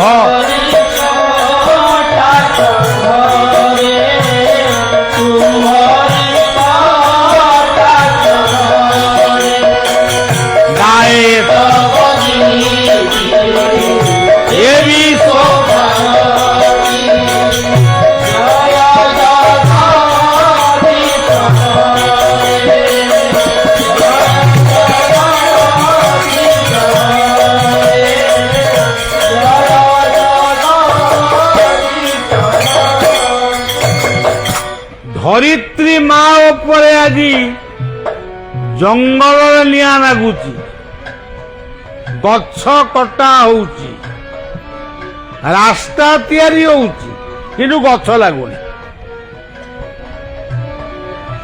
ତେଣୁ ସଜ୍ଜନ, ଆଜି ଧରିତ୍ରୀର ଶାଢ଼ୀ ଚିରି ଯାଇଛି, ଆପଣମାନେ ହିଁ ଦାୟୀ ରହିବେ। ତେଣୁ ବୃକ୍ଷ ହିଁ, ଆଜି ଯଦି ହନୁମାନ, ଏଇ ପଞ୍ଚମୁଖୀ ହନୁମାନ କହିବେ ମୁଁ ଟିକେ ଯାଇକିରି ବୁଲି ଆସିବି, କେନ୍ଦ୍ରାପଡ଼ା ଜିଲ୍ଲାଟାକୁ ଟିକେ ବୁଲି ଆସିବି, ସେ କ'ଣ ଦେଖିବେ? ତାଙ୍କ ପାଇଁ କ'ଣ ଅଛି? ସିଏ ଜଙ୍ଗଲ ଆଉ ନାହିଁ। ସେ କୋଉ ଫଳ ଖାଇବେ? ହନୁମାନ ବର୍ତ୍ତମାନ କୋଉ ଫଳ ଖାଇବେ? କ'ଣ ପଇସା ଦେଇ ଫଳ ଦୋକାନରୁ ଖାଇବେ? ତେଣୁ ଆଜି ଧରିତ୍ରୀ ମା କାନ୍ଦୁଛି, ଗୋମାତା ମାନଙ୍କ ଆଖିରୁ ଲୁହ ବହୁଛି। ତାକୁ କିଏ ଦେଖୁଛି କି? କାଲି ମୁଁ ଯାଇଥିଲି ବଳରାମପୁର, ଏଇ କେନ୍ଦ୍ରାପଡ଼ା ଜିଲ୍ଲା, ସେଇଠି ଦେଖିଲି ସେ ଗାଁରେ ଗାଈମାନେ ପଘାରେ ବନ୍ଧା ହେଇଛନ୍ତି। ମୁଁ ସେଇ ସଭାରେ ଧନ୍ୟବାଦ ଦେଲି, ସାଧୁବାଦ ଦେଲି, ଆଇଲି। ବୋଲେ ଆପଣମାନଙ୍କୁ ମୋର ଅନେକ ଧନ୍ୟବାଦ। ଆଜି ଗାଈମାନଙ୍କୁ ପଘାରେ ବାନ୍ଧୁଛନ୍ତି। ଆଜି ଗୋଶାଳା ନାହିଁ, ଗୋଚର ନାହିଁ। ଅଚ୍ୟୁତାନନ୍ଦ ମହାପୁରୁଷ କହିଥିଲେ, ଚଷିବେ ଗୋଚର ଦଣ୍ଡା ନ ମାନିବେ କେହି। ସେ ସିଆ ହେଲା ଆଉ। ହନୁମାନ ଯାଉଛନ୍ତି, ଅଯୋଧ୍ୟାକୁ ଫେରୁଛନ୍ତି, ସାଙ୍ଗରେ ଅଛନ୍ତି ରାମ, ଲକ୍ଷ୍ମଣ, ସୀତା। ରାମ, ଲକ୍ଷ୍ମଣ, ସୀତା ଇଏ ଫେରୁଛନ୍ତି। ସେ ପାଖରେ ଅଯୋଧ୍ୟାର ଗୋଟେ ପୁଷ୍କରିଣୀ, ସିଏ ପୁଷ୍କରିଣୀ ଭିତରେ ଚଢ଼େଇ ଗୁଳି ଶାଗ ଗୁଳିଏ ହେଇଛି। ସେ ଶାଗ ଆଜିକାଲି ବୋହୂମାନେ ବିଲକୁଲ ଚିହ୍ନି ପାରିବେ। ଚଢ଼େଇ ଗୁଳି ଶାଗ। କୌଶଲ୍ୟା, କୈକେୟୀ, ସୁମିତ୍ରା, ତାଙ୍କ ଭିତରେ ଏତେ ସମ୍ବନ୍ଧ, ଏତେ ଭଲ ପାଇବା ଯେ ସମସ୍ତେ ମିଳିମିଶି କାମ କରନ୍ତି। ଆମର ଏଠି କ'ଣ କରୁଛନ୍ତି? ଭିନେ ହଉଛନ୍ତି। ବୋଲେ ଚାଲ ଛାଡ଼ିକି ପଳେଇବା। ଇଏ ସବୁ କଥା ଚାଲିଥିବା ବେଳେ ବଳିଆକୁ କାହିଁ ଡାକୁଛ? ଯୋଉମାନେ ବହୁତ ଟଙ୍କା ନେଇ ଆପଣମାନଙ୍କୁ ଘଣ୍ଟା ଘଣ୍ଟା ଭାଷଣ ଦେଇପାରିବେ ସେଇମାନଙ୍କୁ ଡାକ। ଆମ ଭଳି ମୂର୍ଖଙ୍କୁ ଡାକି ଲାଭ କିଛି। ଇଏ ଚଢ଼େଇ ଗୁଳି ଶାଗ ତୋଳୁଛନ୍ତି, କୈକେୟୀ ମନେ ପକାଉଛନ୍ତି ଯାହାଙ୍କ ପାଇଁ ରାମ ଯାଇଛନ୍ତି ଜଙ୍ଗଲ। କହୁଛନ୍ତି କୌଶଲ୍ୟାଙ୍କୁ, କହୁଛନ୍ତି ଅପା 14 ବର୍ଷ ଆଉ 4-5 ଦିନ ରହିଲା 14 ବର୍ଷ ପୁରିବା ପାଇଁ। ମୋ ପୁଅ କହିଲେ କି ରାମ ଆଉ ଲକ୍ଷ୍ମଣ ଭଲରେ ଫେରି ଆସିବେ ତ? 14 ବର୍ଷ କାଳ ଜଙ୍ଗଲରେ ବୁଲିଲେ, ମୋ ବୋହୂଟା ବି ତାଙ୍କ ସାଙ୍ଗରେ ବୁଲିଲା। କେତେ କଣ୍ଟା ଝଣ୍ଟା ଦେଇକିରି ତାଙ୍କ ଜୀବନ ଅତିକ୍ରମ ହେଲା। ଫଳମୂଳ ଖାଇ ଜୀବନ ଧାରଣ କଲେ। ମୁଁ ଠାକୁରଙ୍କୁ ଡାକୁଛି ସେ ବେଳାବେଳି ପଳେଇ ଆସେ। ମୋର ଆଉ ଧୈର୍ଯ୍ୟ ରହୁନି। ରାମ ବିଚ୍ଛେଦ ମୁଁ ସହିପାରୁନି। କୌଶଲ୍ୟା କେବଳ ଆଖିରୁ ଲୁହ ଗଡ଼େଇଲେ। ସୁମିତ୍ରା ଲକ୍ଷ୍ମଣଙ୍କ ମା ସେ ବି ଟିକେ କାନ୍ଦିଲେ। ଏ କଥାକୁ ଦେଖୁଥିଲେ ଦିବ୍ୟ ଦୃଷ୍ଟିରେ ଭଗବାନ ରାମ, ମର୍ଯ୍ୟାଦା ପୁରୁଷୋତ୍ତମ ରାମ। କୋଉଠି ଦେଖୁଥିଲେ? ରାବଣର ଲଙ୍କାଗଡ଼ ଯେତେବେଳେ ଜୟ ହେଇଯାଇଛି, ବିଭୀଷଣ ରାଜା ହେଇଛନ୍ତି, ଗୋଟେ ପଥର ଥୁଆ ହେଇଥିଲା ରାବଣର ଦରବାରକୁ ଯିବା ବାଟରେ। ରାବଣ ଇଏ ପଚାରିଲେ, ରାମ ପଚାରିଲେ ବିଭୀଷଣକୁ, ତୋ ଭାଇ ତ ଗୋଟେ ସୁନାର ଲଙ୍କା କରିଥିଲା, ଇଏ ପଥରଟାକୁ ଏଠି କେମିତି ରଖିଛି? ଏଟା ଲୋକ ଗଲେ ତ ଝୁଣ୍ଟିବେ। ବିଭୀଷଣ ସେଠି ହାତ ଯୋଡ଼ି କହିଥିଲା, ଇଏ ସମସ୍ତ ପଥର, ଇଏ ସମସ୍ତ ବିଚାର ହଉଛି ରାବଣ। ଆପଣ ଇଏ ପଥର ଉପରେ ଠିଆ ହେଇ ଯୋଉ ସ୍ଥାନକୁ ଚିନ୍ତନ କରିବେ, ସେ ସ୍ଥାନରେ କ'ଣ ଚାଲିଛି ସେ ସବୁ ଦେଖାଯିବ। ମୋ ଭାଇ ରାବଣ ଏଇ ପଥର ଉପରେ ଠିଆ ହେଇ ଲଙ୍କା କଟକରେ କିଏ କ'ଣ କରୁଛି ସବୁ ଜାଣିପାରୁଛି। ଅନ୍ତର୍ଯାମୀ ରାମ କହିଲେ, ମୁଁ ଟିକେ ଠିଆ ହେବି ନା? ପ୍ରଭୁ ଠିଆ ହୁଅନ୍ତୁ। ଇଏ ବି ଆଙ୍କ ମନ ଭିତରେ ଆସିଲାଣି ଅଯୋଧ୍ୟାର କଥା। ମୋ ମା କୌଶଲ୍ୟା, କୈକେୟୀ, ସୁମିତ୍ରା, ଭରତ, ଶତ୍ରୁଘ୍ନ, ତା ସହିତ ମନ୍ଥରା ମଧ୍ୟ, ଏମାନେ ବର୍ତ୍ତମାନ କିଭଳି ଅବସ୍ଥାରେ ଅଛନ୍ତି? ଇଏ ପଥର ଉପରୁ ଦେଖିଲେ ଗୋଟେ ପୁଷ୍କରିଣୀ ତଟରେ 3ଟି ମା ଶାଗ ତୋଳୁଛନ୍ତି। କଥୋପକଥନ ହଉ ହଉ ପରସ୍ପରକୁ ଆଲିଙ୍ଗନ କରି ପିଲାଙ୍କ ଭଳି କାନ୍ଦୁଛନ୍ତି। ରାମ ଆଉ ସହିପାରିଲେ। ସିଏ ବି ଓହ୍ଲେଇ ଆସିଲେ ପଥର ଉପରୁ। ଆଉ ମୋର କିଛି ଦରକାର ନାହିଁ, ମୁଁ ଶୀଘ୍ର ଅଯୋଧ୍ୟାକୁ ଯିବି।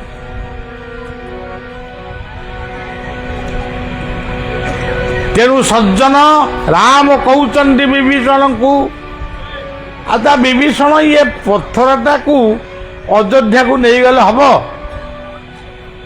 ବିଭୀଷଣ କହିଲା, ପ୍ରଭୁ ଆପଣ ଯଦି କହିବେ ମୁଁ ବି ଆପଣଙ୍କ ସାଙ୍ଗରେ ପଳେଇବି। ମୋର ବି ଲଙ୍କା କଟକରେ ରାଜା ହବାର ଆକାଂକ୍ଷା ନାହିଁ। ଆପଣ ମତେ ରାଜା କରେଇଛନ୍ତି। ଇଏ ପଥର ତ ସାମାନ୍ୟ, ଇଏ ଲଙ୍କା ଆପଣଙ୍କର, ମୁଁ ବି ଆପଣଙ୍କର। ଇଏ ସବୁ ଗୋଟାଏ ଉପାଖ୍ୟାନ ମାଧ୍ୟମରେ ଲୋକ ଶିକ୍ଷା। ସେ ପଥରକୁ ନବା ପାଇଁ ଯେତେବେଳେ ଉଦ୍ୟତ ହେଲେ, ରାବଣର ଗୋଟାଏ ମନ୍ତ୍ରପୁତ ବେଙ୍ଗ ଭଳି ଦେଖାଯାଉଛି, କିନ୍ତୁ ସେ ବେଙ୍ଗ ନୁହେଁ, ସେ ହଉଛି ମନ୍ତ୍ର। ସେ ମନ୍ତ୍ର କହିଲେ, ହେ ରାମ, ତୁମେ ଜୀବନରେ କୀର୍ତ୍ତି ଅର୍ଜନ କରିଛ, ପିତୃ ସତ୍ୟ ପାଳନ କରି ଜଙ୍ଗଲରେ ବୁଲିଛ। ଇଏ କୀର୍ତ୍ତି, ଇଏ ପୃଥିବୀ ଥିବା ପର୍ଯ୍ୟନ୍ତ ଆପଣଙ୍କ କୀର୍ତ୍ତି ଏମିତି ଲୋକ କହୁଥିବେ। କିନ୍ତୁ ଆପଣ ଦତ୍ତାପହାରୀ ହଉଛନ୍ତି ନା କଣ? ଦତ୍ତାପହାରୀ ମୁଁ ହେଲି? ଯେଉଁ ଲଙ୍କାକୁ ଆପଣ ବିଭୀଷଣଙ୍କୁ ଦତ୍ତ କଲେ, ଦାନ କଲେ, ପୁଣି ସେଇଠୁ ଗୋଟେ ପଥରକୁ ଆପଣ ନେଇଯିବା ପାଇଁ ଚାହୁଁଛନ୍ତି। ତେଣୁ ଆପଣ ହେବେ ଦତ୍ତାପହାରୀ ରାମ। ରାମ ସେ କଥାକୁ ସେଇଠି ବନ୍ଦ କଲେ, ଅଯୋଧ୍ୟାକୁ ଚାଲିଲେ। ଗୋଟେ ଜଙ୍ଗଲ ପଇଲା, ରାମ ଲକ୍ଷ୍ମଣ ସୀତା ବସିଛନ୍ତି, ହନୁମାନ ଜଙ୍ଗଲ ଆଡ଼କୁ ମୁହଁ କରି ବସିଛନ୍ତି। ସେ ଜଙ୍ଗଲକୁ ନମସ୍କାର କଲେ। ଜଙ୍ଗଲକୁ ନମସ୍କାର କରିବା ଦେଖି ସୀତା ଟିକେ ହସିଲେ। ରାମ କହିଲେ, କାହିଁକି ହସୁଛ? ନା ତମେ ଯାହାକୁ ଦୂତ କରିଛ, ଆମେ ତ ବହିଛୁ ଇଆଡ଼େ, ଆପଣ ତ ବହିଛନ୍ତି ଇଆଡ଼େ। ଆପଣଙ୍କ ମୁଖଟା ଇଆଡ଼କୁ, ଆମମାନଙ୍କ ମୁଖ ଇଆଡ଼ୁ। ହନୁମାନ ନମସ୍କାର କରୁଛି ଆମ ପଛକୁ, ମାନେ ଜଙ୍ଗଲ। ରାମ ପଚାରିଲେ, ହନୁ ତୁମେ କାହାକୁ ନମସ୍କାର କଲ? এটা ମିଛ କହିବେନି। କହିଲେ, ପ୍ରଭୁ ଏଇ ଜଙ୍ଗଲରେ ମୋ ମା ଅଞ୍ଜନା ମତେ ଜନ୍ମ ଦେଇଥିଲେ। ଏଇ ଜଙ୍ଗଲରେ ମୋ ମା ତପସ୍ୟା କରୁଛନ୍ତି, ରାମ ରାମ ଭଜନ କରୁଛନ୍ତି। ମୁଁ ଟିକେ ମାଙ୍କୁ ଦର୍ଶନ କରିବାକୁ ଯିବି ଆଉ ଆସିବି ଆଉ। ରାମ କହିଲେ, ତମେ ଏକୁଟିଆ ଯିବ, ଆମେ ଆଉ ଯିବୁନି। ନା ନା ପ୍ରଭୁ, ଆପଣ ଆଉ ଏତେ ଦିନ ଜଙ୍ଗଲରେ ବୁଲିଲେ, ପୁଣି ମୋ ମା ପାଖକୁ ଯିବେ, ସେଇ ଜଙ୍ଗଲ ବାଟ ଦେଇ ଆପଣ ଯାଆନ୍ତୁନି। ନା ନା ନା, ମୁଁ ଯିବି। ରାମ ହନୁମାନ କହିଲେ, ପ୍ରଭୁ ମୁଁ ଯାଉଛି, ଆଗରେ ମୋ ମାଙ୍କୁ ଟିକେ ଖବର ଦେବି। ହନୁମାନ ଆଗରେ ଗଲେ। ଶ୍ରୀରାମ ଦୂତಂ ଶରଣ, ଶ୍ରୀରାମ ଦୂତಂ ଶରଣ, ଶ୍ରୀରାମ ଦୂତಂ ଶରଣ, ଶ୍ରୀରାମ ଦୂତಂ ଶରଣ। କ୍ଷିପ୍ର ଗତିରେ ଗଲେ। ମା ଦେଖି ପକେଇଲା ପୁଅକୁ। ଆପଣ ମାନେ ଭାବନ୍ତୁ, ଖାଲି ରାମାୟଣ ପଢିଲେ ହବନି, ହନୁମାନଙ୍କୁ ପୂଜା କଲେ ହବନି। ମା ଦେଖିଲା ପୁଅକୁ ବହୁତ ଦିନ ପରେ। ତା ମନଟା ସେତେବେଳେ କଣ ହେଇଥିବ କ'ଣ ହେଇଥିବ? ଆନନ୍ଦାଶ୍ରୁ ଗଡ଼ିଗଲା। ଅଞ୍ଜନା ଦୌଡ଼ିକି ଗଲେ ହନୁମାନଙ୍କ ପାଖ, କହିଲେ ହନୁ ଆଗ ମା କ'ଣ ପଚାରେ?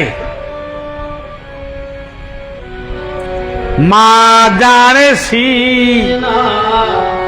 ଅନ୍ତର ବେଦ।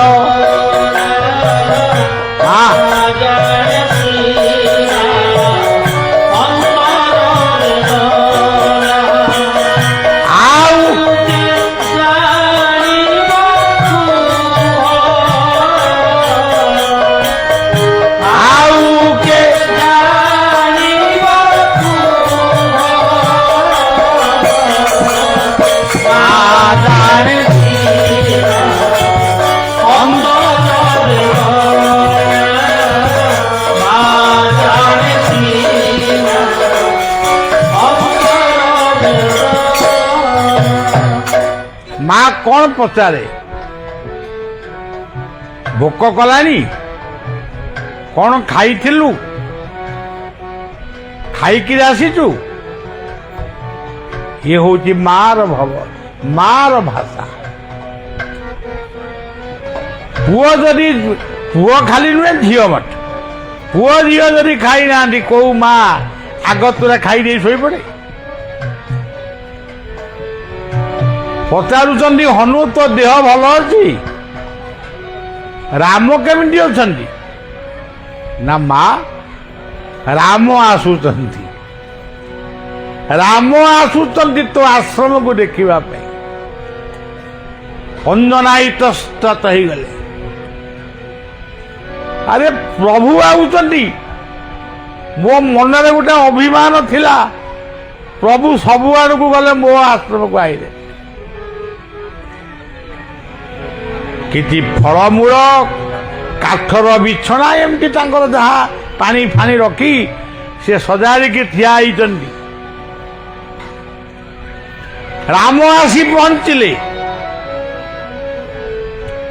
ହେ ରାମ ପୁରୁଷୋତ୍ତମ ନରହରି ନାରାୟଣ କେଶବ ଗୋବିନ୍ଦ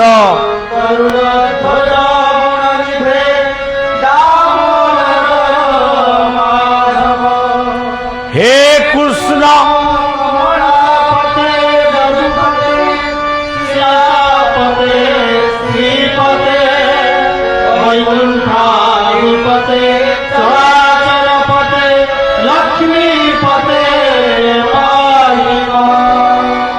श्री राम जय राम जय जय श्री राम जय राम जय जय श्री राम जय राम जय जय श्री राम जय राम जय जय श्री राम जय राम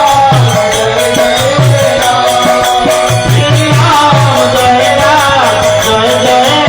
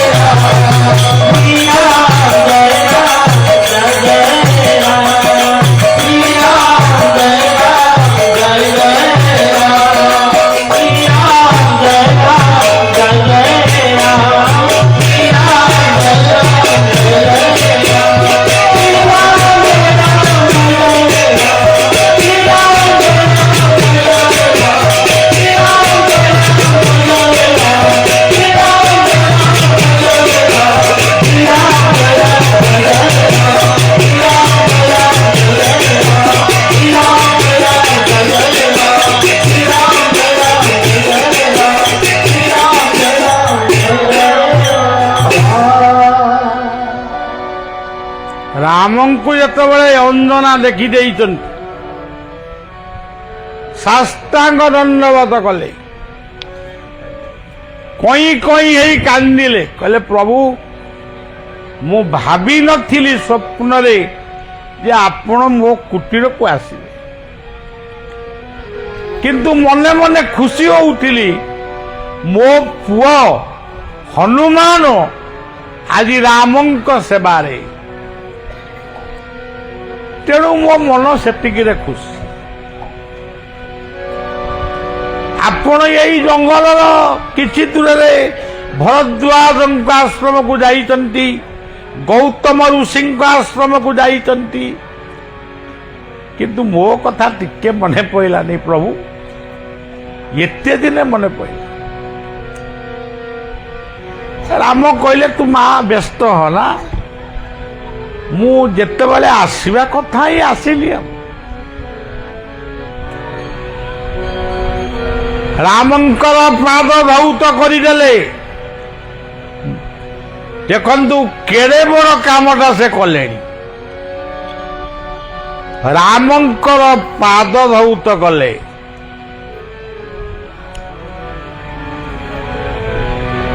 ପତ୍ତର ଆସନରେ ବସେଇଲେ, କହିଲେ ପ୍ରଭୁ ଏଇଠି ବସ, ଆଉ ତ ମୋ ଘରେ କିଛି ନାହିଁ, ଆଉ ମୁଁ ବସେଇବି କଣ? ପ୍ରଭୁ ଇଏ ଫଳମୂଳ ଟିକେ ଯାହା ପାଇଲି ଟିକେ ରଖିକି ଟିକେ ଖାଆନ୍ତୁ। ରାମ ଚାହିଁଛନ୍ତି ଅଞ୍ଜନାଙ୍କର ମୁଖମଣ୍ଡଳ, ସୀତା ଦେଖୁଛନ୍ତି, ଲକ୍ଷ୍ମଣ ଦେଖୁଛନ୍ତି ଅଞ୍ଜନାଙ୍କର ଭକ୍ତି। ହନୁମାନ ଲୁଚିକିରି ଗୋଟିଏ ଅନ୍ଧାରରେ ବହିଛନ୍ତି। ଶ୍ରୀରାମ ମାନେ କଥା କହିବା ପ୍ରସଙ୍ଗରେ ଅଞ୍ଜନାଙ୍କ ସହିତ ବାର୍ତ୍ତାଳାପ କଲେ। ହନୁମାନ ତାଙ୍କୁ କିପରି ସାହାଯ୍ୟ କରିଛି ତାଙ୍କ ଲୀଳାରେ କି ତାଙ୍କ କର୍ମରେ, ସୀତାଙ୍କ ଉଦ୍ଧାର ପାଇଁ, ଏଇ କଥା ସବୁ ରାମ ବଖାଣୁଛନ୍ତି, ଅଞ୍ଜନା ଶୁଣୁଛନ୍ତି। ଶୁଣି ଶୁଣି ଶୁଣି ଶୁଣି କିଛି ସମୟ ପରେ ଡାକିଲେ, ହନୁ ହନୁ। ହନୁମାନ ଆସିଲେ, କହିଲେ ମା ମତେ କାହିଁକି ଡାକିଲେ, କଣ? ଆଚ୍ଛା ହନୁ, ତୁ ରାମଙ୍କ ପାଇଁ କର୍ତ୍ତବ୍ୟ କରୁଥିଲୁ ନା ରାମଙ୍କ ଠାରୁ ପ୍ରଶଂସା ପାଇବା ପାଇଁ କାମ କରୁଥିଲୁ? ନା ମା ମୁଁ ସତ କହୁଛି, ମୁଁ ରାମଙ୍କର ସେବା କରୁଛି, କିଛି ପ୍ରଶଂସା ପାଇବା ପାଇଁ ମୁଁ କେବେ ହେଲେ ମୁଁ ରାମଙ୍କର କାମ କରୁନଥିଲି। ତାହେଲେ ରାମ ପ୍ରଭୁ ଏତେ ପ୍ରଶଂସା ମୋ ଆଗରେ କରୁଛନ୍ତି, ତୁ ତ କିଛି କହୁନୁ ରେ? ନା ମା ସେ ପ୍ରଭୁ, ତୁ ହଉଛୁ ଗୁରୁ, ମା ହଉଛନ୍ତି ଗୁରୁ, ରାମ ହଉଛନ୍ତି ପ୍ରଭୁ। ଆଉ ମୁଁ କଣ ତାଙ୍କ ଆଗରେ ଗୋଟେ କହିବି? ଆପଣ ଅନ୍ତର୍ଯାମୀ, ସବୁ ଜାଣିଛନ୍ତି। ସେଥିପାଇଁ କୁହାଯାଏ ରାମାୟ ରାମଚନ୍ଦ୍ରାୟ ରାମଭଦ୍ରାୟ ବେଧସେ ରଘୁନାଥ।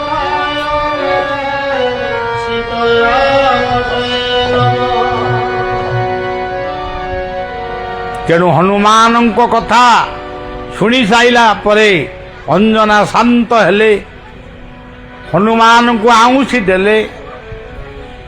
ଜୀବନ ସାରା ତାଙ୍କରି ସେବା କରି, ମୋର କିଛି ଦରକାର ନାହିଁ।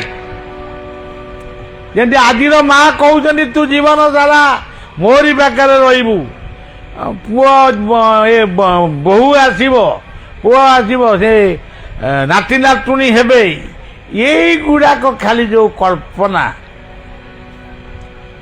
এই যে বৃথা কামনা, এ কামনাକୁ ত্যাଗ কর। পুଅ ଝିଅଙ୍କୁ ମଣିଷ କରି ଗଢ଼।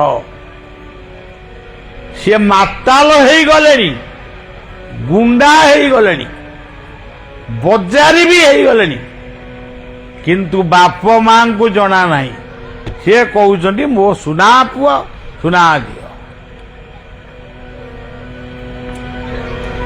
ତେଣୁ ସଜ୍ଜନ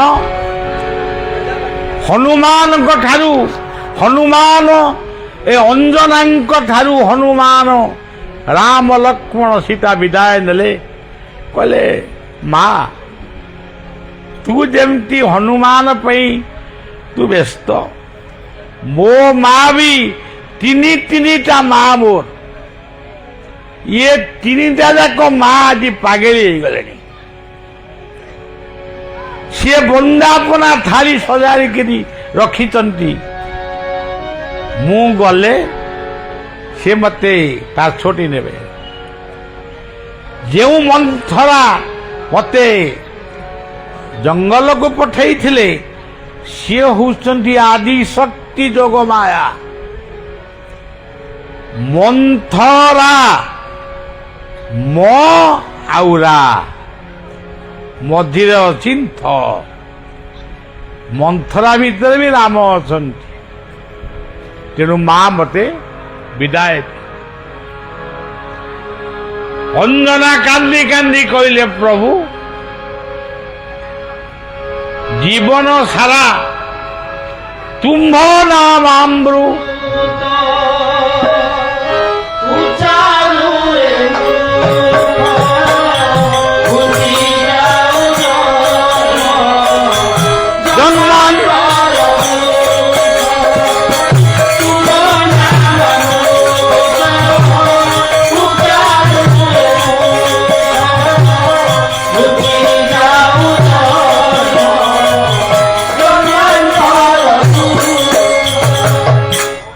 ପ୍ରଭୁ ମୋ କଥା ଟିକେ ମନେ ରଖିଥିବେ, ଇଏ ହନୁକୁ ପାଖରୁ ଛାଡ଼ିବେନି।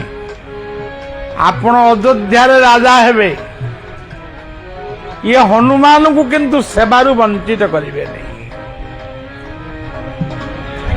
ତେଣୁ ସଜ୍ଜନ ପୁଣି ଫେରିଗଲେ ହନୁମାନ ରାମ ଲକ୍ଷ୍ମଣ ସୀତା ଆଉ ହନୁମାନ ଅଯୋଧ୍ୟା। ତାପରେ କ'ଣ ହେଲା ସେ ତ ବହୁତ କଥା ହେଲା, ଆଉ କ'ଣ କହିବା। ସେ ପ୍ରଥମେ ଗଲେ ମନ୍ଥରାକୁ ଦେଖିବାକୁ, ମର୍ଯ୍ୟାଦା ପୁରୁଷୋତ୍ତମ ନା, ସିଏ ମର୍ଯ୍ୟାଦା ଦାନ କରିବା ପାଇଁ ମା କୈକେୟୀକି ଆଗ ଦଣ୍ଡବତ ହେଲେ, ତାପରେ ସୁମିତ୍ରାଙ୍କୁ ଦଣ୍ଡବତ ହେଲେ, ତାପରେ ନିଜ ମାକୁ ଦଣ୍ଡବତ ହେଲେ। କାହିଁକି? ମାକୁ ଅବମାନନା କରୁଥିଲେ। ଦେଖନ୍ତୁ ଗୋଟେ ବିଚାର କେମିତି। ସାଙ୍ଗେ ସାଙ୍ଗେ ପଚାରିଲେ ତାଙ୍କ ମାଙ୍କୁ, ମା ମନ୍ଥରା କୋଉଠି କି? ମନ୍ଥରା କାହିଁ ଦେଖାଯାଉନି? କୌଶଲ୍ୟା କହିଲେ କଣ ମନ୍ଥରାକୁ ମାରିବ ନା କଣ? କେବଳ ଏତିକି କହିଲେ ସିଏ ଘରେ ସେ ବସି କାନ୍ଦୁଛି, କବାଟ ଫିଟଉନି, ଖାଲି କହୁଛି ହେ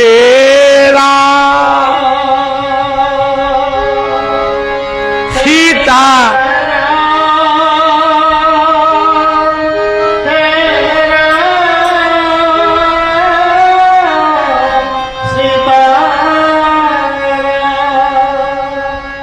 ତୁ ଯାହା ଡାକିବୁ ସେ କବାଟ ଫିଟେଇବ, ଆମେ ଡାକିଲେ ଫିଟେଇବ। କବାଟ ବାଡ଼େଇଲେ, ମନ୍ଥରା କିଛି କହିଲାନି। ଡାକିଲେ, ମନ୍ଥରା ତୁ ରାଗିଛୁ? ମୁଁ ବା ତତେ ଦେଖିବାକୁ ଆଇଛି, 14 ବର୍ଷ ପରେ ମୁଁ ଫେରି ଆସିଛି, ତୁ ମତେ ଦେଖିବୁନି? ମନ୍ଥରା କବାଟ ଫିଟେଇ ଦେଲେ, ଲମ୍ବ ହେଇକି ପଡିଗଲେ ରାମଙ୍କ ପାଦ ତଳେ। ମୋରି ପାଇଁ ତୁ 14 ବର୍ଷ ଜଙ୍ଗଲକୁ ଗଲୁ, ତୁ ଆଗେ ମତେ ଆଗେ ବଦ୍ଧ କରିଦେ, ତୋ ଧନୁରେ ମତେ ବଦ୍ଧ କର। ସୀତା ତାଙ୍କୁ କୋଳେଇ ଧରିଲେ, ଲକ୍ଷ୍ମଣ ତାଙ୍କ ମୁଣ୍ଡ ଆଉଁସି ଦେଲେ। ରାମ ତାଙ୍କୁ ଆଲିଙ୍ଗନ କରି କହିଲେ, ମନ୍ଥରା, ଦୋଷ କାହାର ନାହିଁ, ଶକ୍ତି ନାହିଁ ବତ୍ସ କାହାରି ଜଗତେ ନିୟତିକୁ ନେବ। ଏ ହଉଛି ପବିତ୍ର ରାମାୟଣର ଗୋଟେ ଅଂଶ। ସେଥିପାଇଁ ମୁଁ ନିଜେ ଲେଖିଛି, ସରି ନାହିଁ ରାମା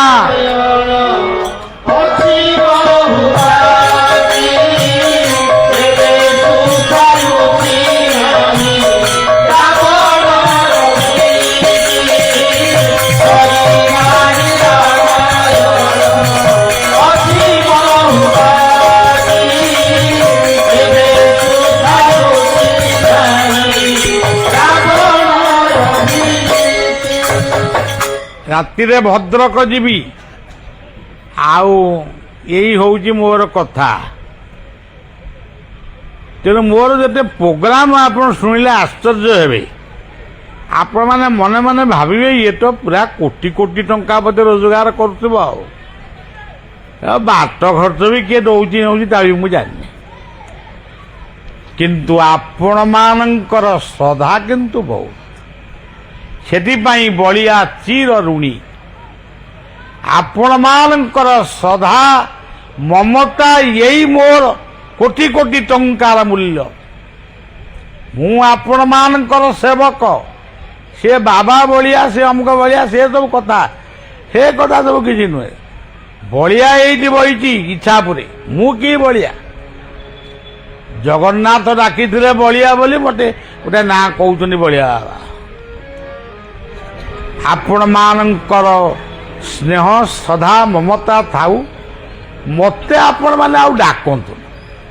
ମୁଁ ଡାକିଲେ ମୋତେ ମୋର ବହୁତ ଅଡ଼ୁଆ ବାହାରିଲାଣି। ମୋ ଦେହ ଭିତରେ ବହୁତ ଅଡ଼ୁଆ ଅଛି। ମୁଁ ଆଉ ଏଠି କହିପାରିବି। କେବଳ ଆପଣମାନଙ୍କ ପାଇଁ ବଳିଆ କେବଳ ଦୌଡ଼ୁଛି। ଖରା ଦିନ ଆସିଲାଣି। ମୋତେ ପୁଣି ଭାରତର ବିଭିନ୍ନ ରାଜ୍ୟକୁ ଯିବାକୁ ହେବ। ଏତେ ପ୍ରୋଗ୍ରାମ ଯେ ଇଏ କେନ୍ଦ୍ରାପଡ଼ା ଜିଲ୍ଲାରେ ପୁଣି ଏତେ ପ୍ରୋଗ୍ରାମ ହେଇଛି। ଏ ବର୍ଷ ମୁଁ କହିଲି, ମୋତେ MP ପଦଟା ଦେଇଦିଅ, ତାହେଲେ ମୁଁ ଗୋଟେ MP ହେବି। ଆଉ ଖାଲି ମୋତେ ଡାକୁଛ କ'ଣ? ମୁଁ MP ନାହିଁ ନା MLA ହେବିନି କି? ତେଣୁ ମୋର ଭୋଟ ହେଉଛି ଆପଣମାନେ, ନୋଟ ନୁହେଁ। ଆପଣମାନଙ୍କର ଶ୍ରଦ୍ଧା, ଆପଣମାନଙ୍କୁ ସେଇ ରାମ ହନୁଙ୍କ ରୂପରେ ପ୍ରଣାମ ଜଣେଇ ଆପଣମାନଙ୍କର ଶୁଭକାମନା କରୁଛି। ଆଉ ପିଲାମାନଙ୍କୁ, ଯୁବକମାନଙ୍କୁ ଦକ୍ଷିଣା ମାଗୁଛି। ଗୋଟେ ବଡ଼ ଦକ୍ଷିଣା। ଗଞ୍ଜେଇ ଠାରୁ ମଦ ପର୍ଯ୍ୟନ୍ତ ଛାଡ଼ିବେ, ତାହେଲେ ବଳିଆକୁ ଡାକିବା ସାର୍ଥକ ହେଲା। ହନୁମାନଙ୍କ ଉଦ୍ଦେଶ୍ୟରେ ଗୋଟେ ଉଦ୍ୟାନ କୋଉଠି ତୈରି କରନ୍ତୁ, ପଞ୍ଚମୁଖୀ ହନୁମାନ ଉଦ୍ୟାନ, ଯେଉଁଥିରେ ଶହ ଶହ ଗଛ ଲାଗିପାରିବ। ଏବଂ ହନୁମାନ ଯେମିତି ତାଙ୍କ ବାପା କେଶରୀଙ୍କୁ, ପବନଙ୍କୁ, ମା ଅଞ୍ଜନାଙ୍କୁ ଭକ୍ତି କରୁଥିଲେ, ସେମିତି ଘରେ ଘରେ ପିତାମାତାଙ୍କର ପୂଜା ଚାଲୁ। ଆଉ ନିଜେ ବି ଭବିଷ୍ୟତରେ ଆଦର୍ଶ ବାପ ମା ହୁଅ। ତେଣୁ ମୁଁ କ୍ଳାନ୍ତ। ମୁଁ ମନ୍ଦିରକୁ ଯାଏନି, ଜଗନ୍ନାଥଙ୍କ ମନ୍ଦିରକୁ ବି ଯାଏନା, କେବଳ ନୀଳଚକ୍ରଙ୍କୁ ଦର୍ଶନ କରେ। ତାର ଅର୍ଥ ନୁହେଁ ମୁଁ ନାସ୍ତିକ ନୁହେଁ। ମୁଁ ଜଗନ୍ନାଥଙ୍କୁ ଦର୍ଶନ କରେ ମୋର ମନ ଭିତରେ।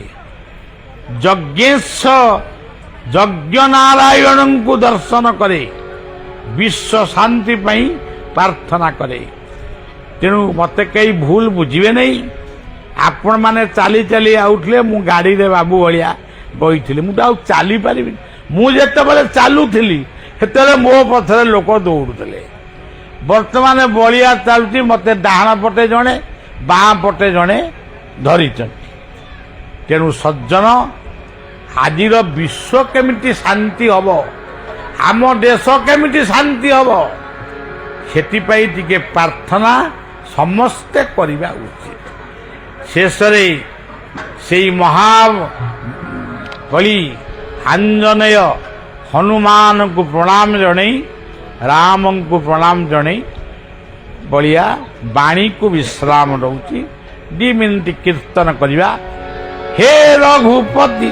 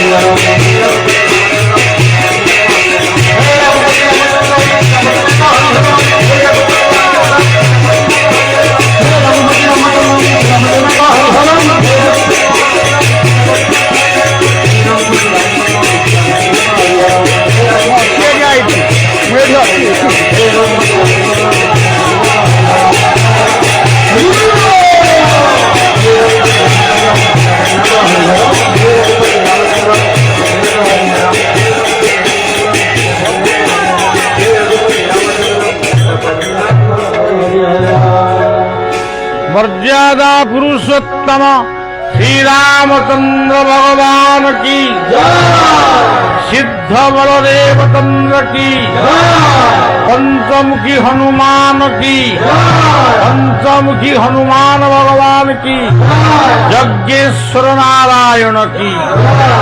ओम पूर्णमद पूर्णमिदं पूर्णात् पूर्णमुदच्यते पूर्णस्य पूर्णमादाय पूर्णमेवावशिष्यते। ॐ शान्तिः शान्तिः